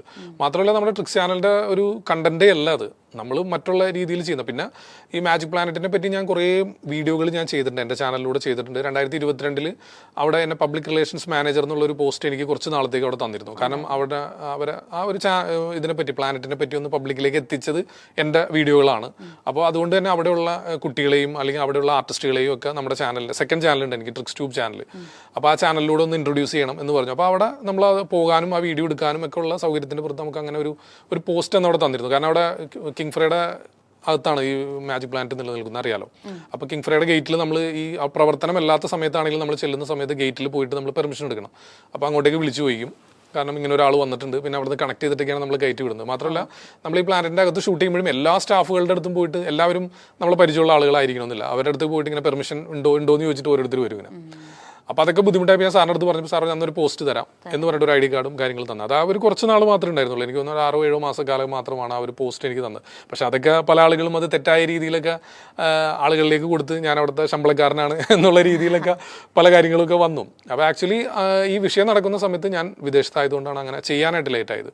പിന്നെ നമ്മുടെ സബ്സ്ക്രൈബേഴ്സ് ഒരുപാട് പേര് നമ്മളോട് ആവശ്യപ്പെട്ടു ഇങ്ങനെ ചെയ്യണം എന്നുള്ളത് ആവശ്യപ്പെട്ട പ്രകാരമാണ് നമ്മൾ വീഡിയോ ചെയ്യാൻ തുടങ്ങി. പക്ഷേ തുടങ്ങിയപ്പോൾ തന്നെ പിന്നെ മറ്റു പല പ്രശ്നങ്ങളിലേക്കൊക്കെ പോയി. അവസാനം ഇപ്പോൾ നിയമ നടപടിയുമായിട്ട് മുമ്പോട്ട് പോകുന്നു. Magic planet, different art centre ഇത്തരത്തിലുള്ള ആളുകൾക്കെതിരെ നിയമ നടപടിയുമായിട്ട് മുമ്പോട്ട് പോകുന്നു എന്നറിഞ്ഞതിൻ്റെ അടിസ്ഥാനത്തിൽ പിന്നെ താൽക്കാലികമായിട്ട് നമ്മൾ ആ ഒരു സീരീസ് അവസാനിപ്പിച്ചിട്ട് ബാക്കിയുള്ള എപ്പിസോഡുകളുമായിട്ട് മുമ്പോട്ട് പോകുന്നു. അതിൻ്റെ ഇടയിൽ ഇതിൻ്റെ അപ്ഡേറ്റ് കൊടുക്കാമെന്നാണ് പറഞ്ഞിരിക്കുന്നത്. ഇപ്പോൾ ഈ ടൈം ട്രാവലിംഗ് എന്ന് പറയുന്ന സംഭവം റീസെൻ്റ്ലി ചെയ്തു തുടങ്ങിയതാണോ? ഞാൻ അതിൻ്റെ ഷോർട്സ് കട്ട് ചെയ്തു. 2024 ഷോയിൽ ആഡ് ചെയ്തിരിക്കുന്ന ഒരു സെഗ്മെന്റ് ആണത്. ട്രിക്സ് മാനിയ ഷോയുടെ ഒരു സെഗ്മെന്റ് ആണത്. ഓക്കെ, അതും ഈ ഒരു kind of hallucination type of സംഭവമാണോ? അല്ല, അങ്ങനെയല്ല. അതെങ്ങനെയാണെന്ന് വെച്ച് കഴിഞ്ഞാൽ നമ്മുടെ ആ ഒരു ഷോയിൽ ഞാൻ പറഞ്ഞില്ല ഒരു സെഗ്മെന്റ് ആണ്. ഫുൾ ട്രിക്സ് മാനിയ എന്നുള്ള ടൈറ്റിൽ തന്നെയാണ് പോകുന്നത്. അപ്പോൾ അതിൽ കുറച്ചധികം ആളുകളെ അല്ലെങ്കിൽ നമ്മുടെ ഷോയിൽ പാർട്ടിസിപ്പേറ്റ് ചെയ്ത എല്ലാവരെയും മറ്റൊരു ദിവസത്തേക്ക് നമ്മൾ കൂട്ടിക്കൊണ്ടു പോകുന്ന ഒരു എഫക്റ്റ് ആണത്. അത് അത്ര ഇപ്പൊ പറയാൻ നിർവാഹമുള്ളൂ, ബാക്കി നേരിട്ട് കാണണം. അതും ഈ കൺഫ്യൂസിംഗ് ടൈപ്പ് ഓഫ് സാധനമാണോ അത് നമ്മൾ പാർട്ടിസിപ്പേറ്റ് ചെയ്യുന്ന ആളുകൾ അത്തരത്തിലുള്ള ഒരു അവസ്ഥയിലേക്ക് കൊണ്ടുപോകും. പക്ഷേ അതിന്റെ ക്ലൈമാക്സിൽ കൺഫ്യൂഷൻ ഒന്നും ഉണ്ടാവില്ല. കൃത്യമായിട്ട് ആ ഒരു ഡേറ്റിലേക്ക് പോയ ഒരു ഫീൽ തന്നെ എല്ലാവർക്കും കിട്ടും. ട്രിക്ക് തന്നെയാണ്. അപ്പൊ ശരിക്കും ടൈം ട്രാവലിംഗ് ഇല്ല അതിനെ ന്യായീകരിക്കുന്ന രീതിയിലോ അല്ലെങ്കിൽ അത് സത്യമാണെന്ന് പറയുന്ന രീതിയിലുള്ള പ്രകടനമൊന്നും അല്ല, കിട്ടും എന്നുള്ളതാണോ പറയുന്നത്? അത് ഷോ അത് ഇതിലൂടെ നമുക്ക് എക്സ്പോസ് ചെയ്യണ്ടല്ലോ. ഷോയിൽ നേരിട്ട് വന്ന് കാണുമ്പോഴാണ് അത് മനസ്സിലാവുള്ളൂ. പിന്നെ ഇപ്പോൾ ഓജോ ബോർഡിന്റെ ഇത് പറയുമ്പോൾ ഇത് എന്താണ് ശരിക്കും ഓജോ ബോർഡിൽ എന്താണ് സംഭവിക്കുന്നത്? ഓജോ ബോർഡ് എന്ന് വെച്ച് കഴിഞ്ഞാൽ അത് ശരിക്കും ഒരു ഇഡിയോമോട്ടർ എഫക്ട് എന്നാണ് അതിനെ പറയുന്നത്. അതും ഞാൻ എന്റെ സ്റ്റേജ് ഷോയിൽ ട്രിക്സ്മാനിയ എന്ന് പറഞ്ഞ സ്റ്റേജ് ഷോയിലും അതൊരു ഭാഗമാണ്. ഞാനത് ഓജോ ബോർഡ് എന്താണെന്നുള്ളത് ഓഡിയൻസിന് എല്ലാവർക്കും കൃത്യമായി മനസ്സിലാക്കി കൊടുക്കുന്നുണ്ട്, ഒരു ബ്രെയിൻ ടെസ്റ്റ് ഒക്കെ കൊടുത്തിട്ട്. ഓജോ ബോർഡ് എന്ന് വെച്ച് കഴിഞ്ഞാൽ അത് വിശ്വാസമുള്ള ആളുകൾക്ക് മാത്രമാണ് അത് വർക്കൗട്ട് ആവുള്ളൂ. അല്ലാത്ത ആളുകളെ സംബന്ധിച്ചിടത്തോളം അത് വർക്ക് ചെയ്യില്ല. കാരണം നമ്മളിപ്പോൾ ഒരു കോയിൻ വെച്ചിട്ട് അതിന്റെ മുകളിൽ ഫിംഗർ വെച്ചിട്ട് നമ്മളിങ്ങനെ ഗോസ്റ്റിനെ വിളിക്കുമ്പോൾ ആ കോയിൻ ഇങ്ങനെ മൂവ് ചെയ്ത് ഓരോ അക്ഷരങ്ങളിലേക്ക് പോകും. അതെല്ലാം എഴുതിയെടുത്ത് കഴിയുമ്പോൾ നമ്മൾ ചോദിച്ച ചോദ്യത്തിനുള്ള ഉത്തരമായി എന്നാണ് പറയുന്നത്. പക്ഷെ അത് കൃത്യമായിട്ട് അത് അവർ തന്നെയാണ് അത് മൂവ് ചെയ്യിക്കുന്നത്. അത് ഇഡിയോമോട്ടർ എഫക്റ്റ്, അവരുടെ ബ്രെയിൻ അവരെ കൺഫ്യൂസ് ചെയ്യുന്ന ഒരു അവസ്ഥയാണത്. അതല്ലാതെ അവിടെ ഗോസ്റ്റ് വരുന്നതോ അങ്ങനെയുള്ള സംഭവങ്ങളൊന്നും അല്ല, ഒരിക്കലും അല്ല. ആ മറ്റേ ഇഡിയോമോട്ടർ എഫക്റ്റിന്റെ കാര്യം പറഞ്ഞപ്പോൾ ഒരു കല്ലിന്റെ ഒരു വീഡിയോ ഒക്കെ ചെയ്തിട്ടുണ്ടായിരുന്നില്ലേ? അതെ. അതായത് ആ കല്ല് അതിന് മുകളിൽ ഫിംഗർ വെച്ച് കഴിഞ്ഞാൽ ആ കല്ല് താനേ കറങ്ങും. പക്ഷെ ഞാൻ ആ ഫിംഗർ വെച്ചിട്ട് ആ കല്ല് കറങ്ങിയില്ല. കാരണം എന്റെ മൈൻഡിൽ അങ്ങനെ ഇല്ല. മീൻസ് അത് കറങ്ങണം എന്നുള്ള ചിന്ത എന്റെ മനസ്സിലില്ല. അപ്പൊ ഈ കോയിൻ അനങ്ങും എന്ന് നമ്മൾ വിചാരിച്ചാലേ അത് അനങ്ങുന്നുള്ളൂ? അങ്ങനെയല്ല. അതായത് ഈ ഇതിൽ ഗോസ്റ്റ് വരുമെന്നും റിയൽ ആയിട്ട് ഇങ്ങനെ സംഭവിക്കുമെന്നും അന്ധമായ ഭീകരമായ വിശ്വാസം വെച്ച് പുലർത്തുന്ന ആളുകളെ സംബന്ധിച്ചിടത്തോളം അത് വർക്കൗട്ട് ആവും. അവർ അതേ രീതിയിൽ ഒരു അറ്റ്മോസ്ഫിയറിൽ ഇരുന്നിട്ട് ഇങ്ങനെ ഈ ഓജോ ബോർഡ് കളിച്ചു കഴിഞ്ഞാൽ അവരുടെ ഫിംഗർ താനെ മറ്റൊരാൾ മൂവ് ചെയ്തതായിട്ട് അവർക്ക് ഫീൽ ചെയ്യും. പക്ഷേ നമ്മുടെ ബ്രെയിൻ നമ്മളെ തന്നെ കൺഫ്യൂസ് ചെയ്യുന്ന ഒരു അവസ്ഥയുണ്ട്. അതിനെയാണ് ഇഡിയോമോട്ടർ എഫക്റ്റ് എന്ന് പറയുന്നത്. ഇപ്പോൾ ഞാൻ പറഞ്ഞില്ല, ഇപ്പോൾ ഹിപ്നോട്ടിസം ചെയ്യുന്ന സമയത്ത് നിങ്ങളുടെ ബ്രെയിനിനെ ഞാൻ പല സജഷനും തന്ന് നിങ്ങളുടെ ബ്രെയിനെ എൻ്റെ കൺട്രോളിലാക്കിയ വളരെ കുറച്ച് സമയത്തേക്ക്, മീൻസ് അതായത് ഒന്ന് തെറ്റിദ്ധരിപ്പിക്കുക, ഒരു കൺഫ്യൂസ് സ്റ്റേറ്റിലേക്ക് കൊണ്ടുപോവുകയാണ് നിങ്ങളെ. ശരിയാണല്ലോ, അത് ഒരുപാട് സമയം നീണ്ടു നിൽക്കില്ല, കുറച്ച് സമയം, ആ ഒരു എഫക്റ്റ് കഴിഞ്ഞാൽ തീർന്നു, അത്രേ ഉള്ളൂ. അതേ രീതിയിൽ തന്നെ നിങ്ങളറിയാതെ നിങ്ങളുടെ ബ്രെയിൻ നിങ്ങളെ കബളിപ്പിക്കുന്ന ഒരു അവസ്ഥയാണ് ഇഡിയോമോട്ടർ എഫക്റ്റ്. അതാണ് അവിടെ വർക്കൗട്ട് ആവുന്നത്. എല്ലാവരിലും സംഭവിക്കില്ല, അന്ധമായി ഇത് വിശ്വസിച്ചിരിക്കുന്ന ആളുകളെ സംഭവിക്കൂ. ഞാനിപ്പോൾ ഇത് പറയുമ്പോൾ കാണുന്ന പ്രേക്ഷകനും വെറുതെ തർക്കിക്കും, ഇങ്ങനെയല്ല, അത് സത്യമാണെന്ന് തർക്കിക്കുന്ന ഒരുപാട് ആളുകളുണ്ടാവും. പക്ഷെ അത്തരത്തിലുള്ള ആളുകൾക്ക് ഞാൻ ഒരു ബ്രെയിൻ ടെസ്റ്റ് തന്നെ കൊടുത്തിട്ട്, നമ്മൾ ലൈവ് ഷോയിൽ വരുമ്പോൾ നമ്മൾ കൃത്യമായ ഒരു ബ്രെയിൻ ടെസ്റ്റ് കൊടുത്ത് അവരെ മനസ്സിലാക്കി കൊടുക്കുന്നുണ്ട്. ഈ ചെയ്യുന്ന കാര്യങ്ങളും ഷോസൊക്കെ സ്ക്രിപ്റ്റഡ് ആണോ ഫേക്ക് ആണെന്നൊക്കെ പറയുന്ന ഒരുപാട് ആളുകളുണ്ടല്ലോ, അവരോടൊക്കെ എന്താണ് പറയാനുള്ളത്? ഷോസ് അല്ലേ, മെന്റലിസം ഷോസ് അല്ലേ? എല്ലാം ഇപ്പോൾ നമ്മൾ ഈ മാജിക് ആയിട്ടോ അല്ലെങ്കിൽ മെന്റലിസം ആയിട്ടോ ഒക്കെ. മാജിക് ഷോ ഇലൂഷൻ ഞാൻ ചെയ്തുകൊണ്ടിരുന്ന സ്ക്രിപ്റ്റഡ് തന്നെയാണ്. കാരണം എന്താ വെച്ച് കഴിഞ്ഞാൽ എൻ്റെ അസിസ്റ്റന്റിനെ ഉപയോഗിച്ചാണല്ലോ ഓരോ കാര്യങ്ങൾ, വാനിഷ് ചെയ്യുന്നത് അവരെയാണ്, പ്രൊഡ്യൂസ് ചെയ്യുന്നത് അവരെയാണ്, ഓഡിയൻസിനെ വെച്ചിട്ടുള്ളൂ ചെയ്യുന്നത്. അപ്പോൾ അത് സ്ക്രിപ്റ്റഡ് ആണ്. അവർക്ക് പ്രാക്ടീസ് കൊടുത്ത് മെജീഷ്യനേക്കാൾ കൂടുതൽ പ്രാക്ടീസ് ചില എഫക്റ്റുകൾ ചെയ്യാനായിട്ട് അസിസ്റ്റന്റിന് വേണ്ടതായിട്ടുണ്ട്. അപ്പോൾ അത് പക്ക സ്ക്രിപ്റ്റഡ് ഷോ ആയിരുന്നു. അത് ഒരു എന്താ പറയുക, നമ്മളിപ്പോൾ ഒരു 9 മണിക്ക് തുടങ്ങിയാൽ 11 മണിക്ക് തീരുന്ന 2 മണിക്കൂർ തീരുന്ന ഷോ ആണെങ്കിൽ ആ 2 മണിക്കൂർ കറക്റ്റായിട്ടുള്ള മ്യൂസിക്കുകളും കാര്യങ്ങളും എല്ലാം പറയുന്ന ഡയലോഗുകൾ പോലും സ്ക്രിപ്റ്റഡ് ആയിരുന്നു. ഒന്നും മാറ്റം വരില്ല. എന്തെങ്കിലും ഒരു മാറ്റം വന്നാൽ പിന്നെ നമ്മുടെ കയ്യിൽ നിന്ന് പോകുമായിരുന്നു. അങ്ങനത്തെ ഒരു ഷോ ആയിരുന്നു. പക്ഷേ മെന്റലിസം എന്ന് പറയുന്ന ഷോ, ഇപ്പോൾ ചെയ്യുന്ന മെന്റലിസം ഹിപ്നോട്ടിസം ഷോ എന്ന് വെച്ചാൽ യാതൊരു തരത്തിലുള്ള സ്ക്രിപ്റ്റുള്ള ഷോ അല്ല. കാരണം ആരൊക്കെയാണ് സ്റ്റേജിലേക്ക് കയറി വരാൻ പോകുന്നത്, എന്തൊക്കെയാണ് സംഭവിക്കാൻ പോകുന്നത് എന്നുള്ളതൊന്നും നമുക്കറിയില്ല. അല്ല, അപ്പോൾ അത് ഓഡിയൻസിന് അറിയാം, കൃത്യമായിട്ട് അവർക്ക് അറിയാം. കാരണം നമ്മളിപ്പോൾ ഒരു ബോൾ ഓഡിയൻസിലേക്ക് എറിഞ്ഞിട്ട് അത് കിട്ടുന്ന ആളാണ് കയറി വരുന്നത് ഓഡിയൻസിൽ. ഇപ്പോൾ ബോളിനിപ്പോൾ ഞാൻ അറിയണമെന്ന് തന്നെ ഇല്ല, ഓഡിയൻസിലുള്ള മറ്റാരെങ്കിലും ഒരാളുടെ കയ്യിൽ കൊടുത്തിട്ട് അയാളുടെ അടുത്ത് എറിയാൻ പറയും, അത് കിട്ടുന്നവർക്ക് കയറി വരാം. ആ രീതിയിൽ തന്നെയാണ് ചെയ്യുന്നത്. പല എഫക്റ്റുകൾ നമ്മൾ ചെയ്യുന്ന സമയത്ത് ഇപ്പോൾ ഒരാൾ മനസ്സിൽ വിചാരിച്ച കാര്യം ഞാനല്ല പറയുന്നത്. ഇപ്പോൾ ഒരു ഭാര്യയും ഭർത്താവിനെയും സ്റ്റേജിലേക്ക് വിളിച്ചിട്ട് ഭർത്താവ് മനസ്സിൽ വിചാരിച്ച ഒരു കാര്യം, നമ്മൾ കൊടുക്കുന്ന കുറച്ച് കാര്യങ്ങൾ വെച്ചിട്ടാണ് മനസ്സിൽ വിചാരിച്ച ഒരു കാര്യം ഭാര്യനെ കൊണ്ട് പറയിപ്പിക്കുന്ന ഒരു എഫക്റ്റ് ഒക്കെ ഉണ്ട്. അപ്പോൾ അത്തരത്തിലുള്ള ഇതൊന്നും എന്ന് കരുതി അത്ഭുത സിദ്ധിയൊന്നും അല്ല കേട്ടോ, ഇതെല്ലാം ട്രിക്സ് ആണ്, ഇതിൻ്റെ പിന്നിലെല്ലാം സയൻസ് ആണെന്ന് തന്നെ പറഞ്ഞിട്ട് തന്നെ നമ്മൾ അവതരിപ്പിക്കുന്നത്. അപ്പോൾ അത്തരത്തിലുള്ള എഫക്റ്റുകളൊക്കെ ചെയ്യുന്നത്. അപ്പോൾ അത് കാണുന്ന പ്രേക്ഷകർക്ക്, ലൈവായിട്ട് നേരിട്ട് വന്ന് കാണുന്ന ആളുകൾക്ക് അറിയാം ഇതിൽ സ്ക്രിപ്റ്റ് ഒന്നുമില്ല, ഇത് റിയൽ ആയിട്ട് തന്നെ നമ്മൾ ഓഡിയൻസിൽ നിന്ന് തന്നെ ആളുകളെ എടുത്തിട്ട് തന്നെ ചെയ്യുന്നതാണെന്നുള്ളത് അവർക്ക് അറിയാം. പക്ഷേ വീഡിയോയിലൂടെ കാണുന്ന ആളുകളെ സംബന്ധിച്ചിടത്തോളം അവർ വേണമെങ്കിൽ പറയും സ്ക്രിപ്റ്റാണ്, അത് നേരത്തെ പറഞ്ഞു കൊടുത്ത് ചെയ്തതാണെന്നൊക്കെ വേണമെങ്കിൽ അങ്ങനെ പറയാം. അങ്ങനെയൊന്നുമില്ല.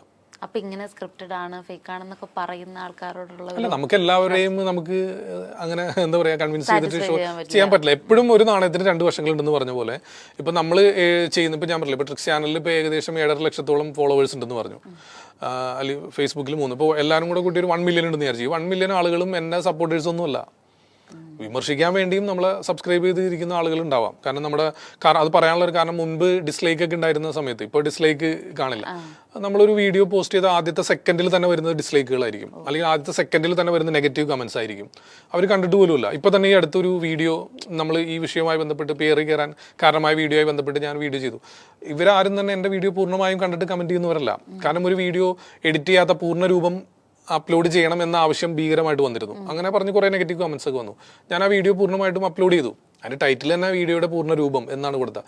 അതിന്റെ അടിയിൽ വന്നിട്ട് വീണ്ടും കമന്റ് ഇടുന്നത് നീ വീഡിയോ പൂർണ്ണമായിട്ട് ഇടറാ എന്ന് പറഞ്ഞിട്ടുള്ള കമന്റ് വരുന്നത്. ധൈര്യം ഉണ്ടെങ്കിൽ ഫുൾ വീഡിയോ ഇട്, അതേതാ ടൈറ്റിൽ തന്നെ അതാണ്. അപ്പൊ അതുപോലും വായിച്ചു നോക്കാതെ വന്ന് കമന്റ് ഇടുന്നത്. അപ്പൊ എല്ലാവരെയും നമുക്ക് കൺവിൻസ് ചെയ്യാനൊന്നും സാധിക്കുന്നില്ല. അത് നമ്മൾ പറയാനുള്ളത് നമ്മൾ പറയും. നമ്മൾ പറയുന്ന കാര്യങ്ങളെല്ലാം തെളിവിന്റെ അടിസ്ഥാനത്തിലാണ്. ഇപ്പൊ ട്രിക്സ് ചാനലിലാണെങ്കിൽ പോലും ആദ്യത്തെ എപ്പിസോഡ്, ഒന്നാമത്തെ എപ്പിസോഡ് മുതൽ ഇപ്പോൾ 278 എപ്പിസോഡ് നമ്മൾ ചെയ്ത് കഴിഞ്ഞു. എപ്പിസോഡ് വെച്ച് എണ്ണം നോക്കിയാൽ, അതല്ലാതെ നോക്കിയാൽ 300-ന് മുകളിൽ വീഡിയോകൾ നമ്മൾ ചെയ്തിട്ടുണ്ട്. കാരണം ഈ ഒരു അത്ഭുത വീഡിയോ ആയിട്ട് പ്രചരിക്കുന്ന അല്ലെങ്കിൽ ഒരു ഫേക്ക് വീഡിയോ പ്രചരിക്കുന്നതിൻ്റെ യാഥാർത്ഥ്യം നമ്മൾ റിവീൽ ചെയ്യുമ്പോഴാണ് നമ്മൾ എപ്പിസോഡിന് നമ്പർ കൊടുക്കാറ്. അതല്ലാതെ ചില കാര്യങ്ങൾ പറയുമ്പോൾ അത് എപ്പിസോഡായിട്ട് നമ്മൾ കൂട്ടാറുള്ള ഒരു വീഡിയോ അപ്ലോഡ് ചെയ്തു എന്നുള്ള രീതിയിൽ ഇടാറുള്ളൂ. അങ്ങനെ എപ്പിസോഡുകൾ നമ്മൾ പൊളിച്ചടുക്കിയിരിക്കുന്നത് നമ്മൾ നോക്കിയാൽ 278 വീഡിയോ നമ്മൾ ചെയ്തു. ഈ 278 വീഡിയോയിലും അല്ലെങ്കിൽ അതല്ലാതെ ചെയ്തിട്ടുള്ള വീഡിയോയിലും ഞാൻ പറഞ്ഞ കാര്യങ്ങളുടെ പരിപൂർണ്ണ ഉത്തരവാദിത്തം എനിക്ക് തന്നെയാണ്. അത് പൂർണ്ണമായിട്ട് ഞാൻ ഏറ്റെടുക്കുകയാണ്. എല്ലാം നമ്മൾ തെളിവിൻ്റെ അടിസ്ഥാനത്തിലാണ് പറഞ്ഞത്. അത് ഇന്നല്ലെങ്കിൽ നാളെ അവർക്ക് മനസ്സിലാവും. ചിലപ്പോൾ പെട്ടെന്ന് മനസ്സിലാക്കണമെന്നില്ല. അതാണ് ഞാൻ പറഞ്ഞത്, തുടക്കത്തിൽ ആദ്യത്തെ 1 വർഷം ഞാൻ എയറിലായിരുന്നു. എന്നിട്ട് നമ്മൾ പിന്മാറിയൊന്നുമില്ല അതിനകത്തുനിന്ന്. പക്ഷെ 1 വർഷം കഴിഞ്ഞപ്പോൾ ആളുകൾക്ക് മനസ്സിലായി. കാരണം ഇവൻ പറയുന്നത് എന്തൊക്കെയോ തെളിവുകളൊക്കെ വെച്ചിട്ടാണ് പറയുന്നത്. ആദ്യം എനിക്കെതിരുണ്ടായ ആരോപണം എൻ്റെ പേര് വെച്ചിട്ടായിരുന്നു. മുസ്ലിം ആയിട്ടുള്ള ഒരാൾ വന്നിട്ട് എന്തിന് ഹിന്ദുക്കളുടെ ഇതിനെ പറയുന്നു എന്നുള്ള രീതിയിലായിരുന്നു. പല രീതിയിൽ അങ്ങനെ വന്നു. പക്ഷെ കുറെ നാൾ കഴിഞ്ഞപ്പോൾ ആളുകളുടെ ഒരു ധാരണ ഇവനെ ഏതോ മതങ്ങളെ ഇടിച്ചു താഴ്ത്താൻ, ഇവന്റെ മതം മാത്രം വലുതാണെന്ന് പറയാൻ വന്നതാണ് എന്നുള്ളൊരു ധാരണയൊക്കെ പല ആളുകളും വെച്ച് പുലർത്തിയിട്ടാണ് എന്നെ ഇറങ്ങി കയറ്റിക്കൊണ്ടിരുന്നത്. പക്ഷെ പിന്നീട് ആളുകൾക്ക് മനസ്സിലായി ഇത് അങ്ങനെയൊന്നുമല്ല. കൃത്യമായിട്ട് എല്ലാത്തിലെയും ഈ പറഞ്ഞ തെറ്റാണ് എന്ന രീതിയിൽ, തെറ്റായ രീതിയിൽ ആളുകളെ ചൂഷണം ചെയ്യുന്നു. ഇപ്പം ചൂഷണം എന്ന് പറയുമ്പോൾ എപ്പോഴും ഇതിനൊക്കെ വിധേയരാവുന്നത് ഈ സാമ്പത്തികമായിട്ട് ബുദ്ധിമുട്ട് അനുഭവിക്കുന്ന ആളുകളും രോഗികളായിട്ടുള്ള ആളുകളാണ് സിദ്ധന്മാരെ, ആൾദൈവങ്ങളെ അല്ലെങ്കിൽ ഇത്തരത്തിലുള്ള കാര്യങ്ങളുടെയൊക്കെ പുറകിൽ പോകുന്നത്. അപ്പോൾ അവർക്കാണ് ശരിക്കും നമ്മൾ ഇത്തരത്തിലുള്ള വീഡിയോ ചെയ്യുന്നതുകൊണ്ട് ഉപകാരം അവർക്ക് തന്നെയാണ്. പക്ഷെ അതിലെല്ലാവരും മനസ്സിലാക്കുന്നില്ല എന്നുള്ളതും മറ്റൊരു വസ്തുതയാണ്. പക്ഷെ അത് ഈ 1 വർഷം കഴിഞ്ഞപ്പോൾ കുറേ ആളുകൾക്കൊക്കെ മനസ്സിലായി, കുറേ ആളുകളൊക്കെ വന്നു. അങ്ങനെയാണ് അത്രയും സബ്സ്ക്രൈബേഴ്സും ആളുകളൊക്കെ നമ്മളിലേക്ക് വന്നതും. അപ്പോൾ ഈ മെന്റലിസം എന്ന് പറയുന്ന കല പഠിക്കാൻ എല്ലാവർക്കും പറ്റും എന്ന് പറഞ്ഞല്ലോ. ജസ്റ്റ് അതിന് വേണ്ട ഒരു 3 ക്വാളിറ്റീസ് എന്ന് പറഞ്ഞാൽ എന്ത് പറയും? 3 ക്വാളിറ്റീസ് എന്ന് വെച്ച് കഴിഞ്ഞാൽ ആദ്യമായിട്ട് വേണ്ടത് ശരിക്കും പ്രാക്ടീസ് ആണ്. രണ്ടാമതായിട്ട് പറഞ്ഞു കഴിഞ്ഞാൽ അതും പ്രാക്ടീസ് തന്നെയാണ്. മൂന്നാമത്തെയും പ്രാക്ടീസ് തന്നെയാണ്. പ്രാക്ടീസ് അത് നല്ല രീതിയിലുള്ള പ്രാക്ടീസ് ഉണ്ടെങ്കിൽ മാത്രമാണ് അത് ചെയ്യാൻ സാധിക്കുള്ളൂ. പക്ഷെ പ്രാക്ടീസ് ചെയ്യുമ്പോൾ കുറച്ച് ബുദ്ധിമുട്ട്. നമ്മൾക്ക് അത്ഭുതമൊന്നുമില്ലല്ലോ. അപ്പോൾ നിങ്ങൾ എന്തെങ്കിലും ഒരു എഫക്റ്റ് കാണിച്ച് ഞാൻ അത്ഭുതപ്പെടുത്തുമ്പോൾ എന്നെ സംബന്ധിച്ച് ഞാനൊരു കഷ്ടപ്പെട്ടൊരു ജോലി ചെയ്യാണ്. അതിൻ്റെ ട്രിക്ക് മറച്ചു വെച്ച് അത് തെറ്റ് കൂടാതെ ചെയ്യാനുള്ള ഒരു സംഭവം ഉണ്ടല്ലോ, അത് നല്ല രീതിയിൽ പ്രാക്ടീസ് ചെയ്യണത്. മാത്രമല്ല അങ്ങനെയല്ല, നമുക്ക് 100% ഓക്കെ ആയാലാണ് നമ്മൾ പബ്ലിക്കിലേക്ക് പറ്റുള്ളൂ. മറ്റേ മാജിക് നമ്മളിപ്പോൾ പ്രസന്റ് ചെയ്യുന്ന സമയത്ത് തെറ്റ് പറ്റിയാലും മ്യൂസിക്കിൽ പോകുന്നത് കൊണ്ട് നമുക്കത് പ്രോബ്ലം ഇല്ല. ഇതങ്ങനെയല്ല, നമ്മൾ സംസാരിക്കണ്ടേ, നമ്മൾ നിങ്ങളായിട്ട് സംസാരിച്ചിട്ട് ചെയ്യണ്ടേ. നിങ്ങളുടെ അടുത്ത് ഇപ്പോൾ സ്റ്റേജിൽ നിൽക്കുന്ന സമയത്ത് സംസാരിച്ചിട്ട് ചെയ്യുമ്പോൾ തെറ്റിക്കഴിഞ്ഞാൽ ആളുകൾ തിരിച്ച് കൗണ്ടർ ഇങ്ങോട്ട് പറയില്ലേ, അതിന് മറുപടിയൊക്കെ പറയുന്നതൊക്കെ പാളിപ്പോയാൽ പിന്നെ ഷോ മൊത്തത്തിൽ പോകും കയ്യിൽ നിന്ന്. അപ്പോൾ അത് നമ്മുടെ മാനസികാവസ്ഥ ഭീകരമായ ഒരു ഘടകമാണതില്ലേ. അപ്പോൾ നല്ല രീതിയിലുള്ള പ്രാക്ടീസ് ഇല്ലാതെ നമുക്ക് സ്റ്റേജിൽ കയറി മെന്റലിസം പെർഫോം ചെയ്യാൻ സാധിക്കില്ല. നല്ല പ്രാക്ടീസ് വേണം. ക്യൂരിയോസിറ്റിയുടെ പുറത്തൊരു കാര്യം ചെയ്യും, ഈ ഷോസും കാര്യങ്ങളൊക്കെ ഇങ്ങനെ ചെയ്യുന്നത് കണ്ടിട്ട് മന്ത്രവാദം ചെയ്യാനും പ്രേതത്തെ പിടിക്കാനും ആൾക്കാർ വിളിക്കാറുണ്ടോ? അല്ല, ഇപ്പൊ ട്രിക് ചാനൽ തുടങ്ങിയതിന് ശേഷം അങ്ങനെ ഇല്ല. പക്ഷെ മുൻപ് ഞാൻ ഫയർ എസ്കേപ്പ് ഒക്കെ ചെയ്ത സമയത്തൊക്കെ വീട്ടിലൊക്കെ ആളുകൾ വന്നിട്ടുണ്ട് ബാധ ഒഴിപ്പിക്കാനൊക്കെ ആയിട്ട്. ഞാൻ പറഞ്ഞത് ട്രിക്കാണെന്ന് പറഞ്ഞിട്ടൊന്നും അവർ ആക്സെപ്റ്റ് ചെയ്യാൻ തയ്യാറായില്ല. നിങ്ങൾ വെറുതെ ഞങ്ങൾ ഒഴിവാക്കാൻ പറയുന്നതാണ്, ഇത്രയും വലിയ ചങ്ങലേക്കിട്ട് തീന്ന് പുറത്തേടി ആൾക്ക് ഇതൊന്നും ഈ ചെറിയ കാര്യം അങ്ങനെ പറഞ്ഞിട്ടൊക്കെ കുറെ ആളുകൾ വന്നിട്ടുണ്ട്, ഒരുപാട് പേര് വന്നിട്ടുണ്ട്. പക്ഷെ ഇപ്പം അങ്ങനെയൊന്നുമില്ല. ഇപ്പോൾ ആളുകൾക്കൊക്കെ മനസ്സിലായി. ഇപ്പോൾ മാജിക്കിൻ്റെ ട്രിക്ക് ഇപ്പോൾ ഞാനായിട്ടല്ല, അതല്ലാതെ തന്നെ ഒരുപാട് ചാനലുകളിൽ വന്നതിന് ശേഷം ഇത് ഇത്രയൊക്കെ ഉണ്ടായിരുന്നുള്ളൂ എന്നുള്ളത് ആളുകൾക്ക് മനസ്സിലായി തുടങ്ങി. ഓക്കെ, നമ്മുടെ മൂവി വേൾഡ് മീഡിയയുടെ പ്രേക്ഷകരോട് എന്താണ് ഫാസിൽക്കാക്ക് പറയാനുള്ളത്? സാധാരണ നമ്മൾ എപ്പോഴും ഞാൻ പറഞ്ഞില്ലേ, നമ്മുടെ ഇന്റർവ്യൂ ആണെങ്കിലും അല്ലെങ്കിൽ സ്റ്റേജ് ഷോ ആണെങ്കിലും അല്ലെങ്കിൽ നമ്മുടെ ചാനലാണെങ്കിലും ഒരു മെസ്സേജ് ആളുകൾക്ക് കൊടുക്കുക എന്നുള്ളത് തന്നെയാണ് നമ്മുടെ ലക്ഷ്യം. അപ്പോൾ മൂവി വേൾഡിൻ്റെ പ്രേക്ഷകരോട് പറയാനുള്ളത് ഇത്രയും തന്നെ ഉള്ളൂ. കാരണം ഇപ്പം നമ്മൾ സംസാരിച്ച വിഷയം അത്ഭുതങ്ങളുമായി ബന്ധപ്പെട്ട് തന്നെയാണ്. മെന്റലിസം, മാജിക്, ഹിപ്നോട്ടിസം അല്ലേ, അല്ലെങ്കിൽ അത്ഭുത സിദ്ധിയൊക്കെയാണ് ഇപ്പോൾ റിലേറ്റ് ചെയ്തിട്ടുള്ള വിഷയങ്ങളാണ് നമ്മൾ സംസാരിച്ചത്. അപ്പോൾ എനിക്ക് നിങ്ങളോട് എല്ലാവരോടും പറയാനുള്ളത്, നമ്മൾ കാണുന്ന ഏതൊരു അത്ഭുതമാണെങ്കിലും, ഒരു മനുഷ്യൻ ചെയ്യുന്ന ഏതൊരു അത്ഭുതമാണെങ്കിലും അതിന് പിന്നിൽ 100% സയൻസ് തന്നെയാണ്. അതായത് തീർച്ചയായിട്ടും നമുക്ക് വിശദീകരിക്കാൻ കഴിയുന്ന ഒരു കാരണം അതിൻ്റെ പിന്നിലുണ്ടാകും. അതല്ലാതെ യാതൊരു തരത്തിലുള്ള അത്ഭുത സിദ്ധിയോ മാനുഷികമായിട്ടുള്ള കാര്യങ്ങളോ ഒന്നും ഇത്തരത്തിലുള്ള അത്ഭുതങ്ങൾക്ക് പിന്നിലില്ല എന്നുള്ളതാണ് എനിക്ക് മൂവി വേൾഡിൻ്റെ പ്രേക്ഷകരോട് പറയാനുള്ളത്. അപ്പം നമ്മുടെ ഷോയ്ക്ക് വന്ന് ഇത്രയും കാര്യങ്ങളൊക്കെ പറഞ്ഞതിനും ഒക്കെ വളരെയധികം നന്ദിയുണ്ട്. അപ്പം ഇനിയും ഇതുപോലെയുള്ള ഒരുപാട് കാര്യങ്ങൾ ആളുകളിലേക്ക് എത്തിക്കാൻ പറ്റട്ടെ. ആളുകളുടെ ഈ പറയുന്ന ആ ഒരു കൺഫ്യൂസിങ് സ്റ്റേറ്റ് ഉണ്ടല്ലോ, അതൊന്നും മാറ്റാൻ പറ്റട്ടെ എന്ന് ആശംസിക്കുന്നു. Thank you so much for coming to our show.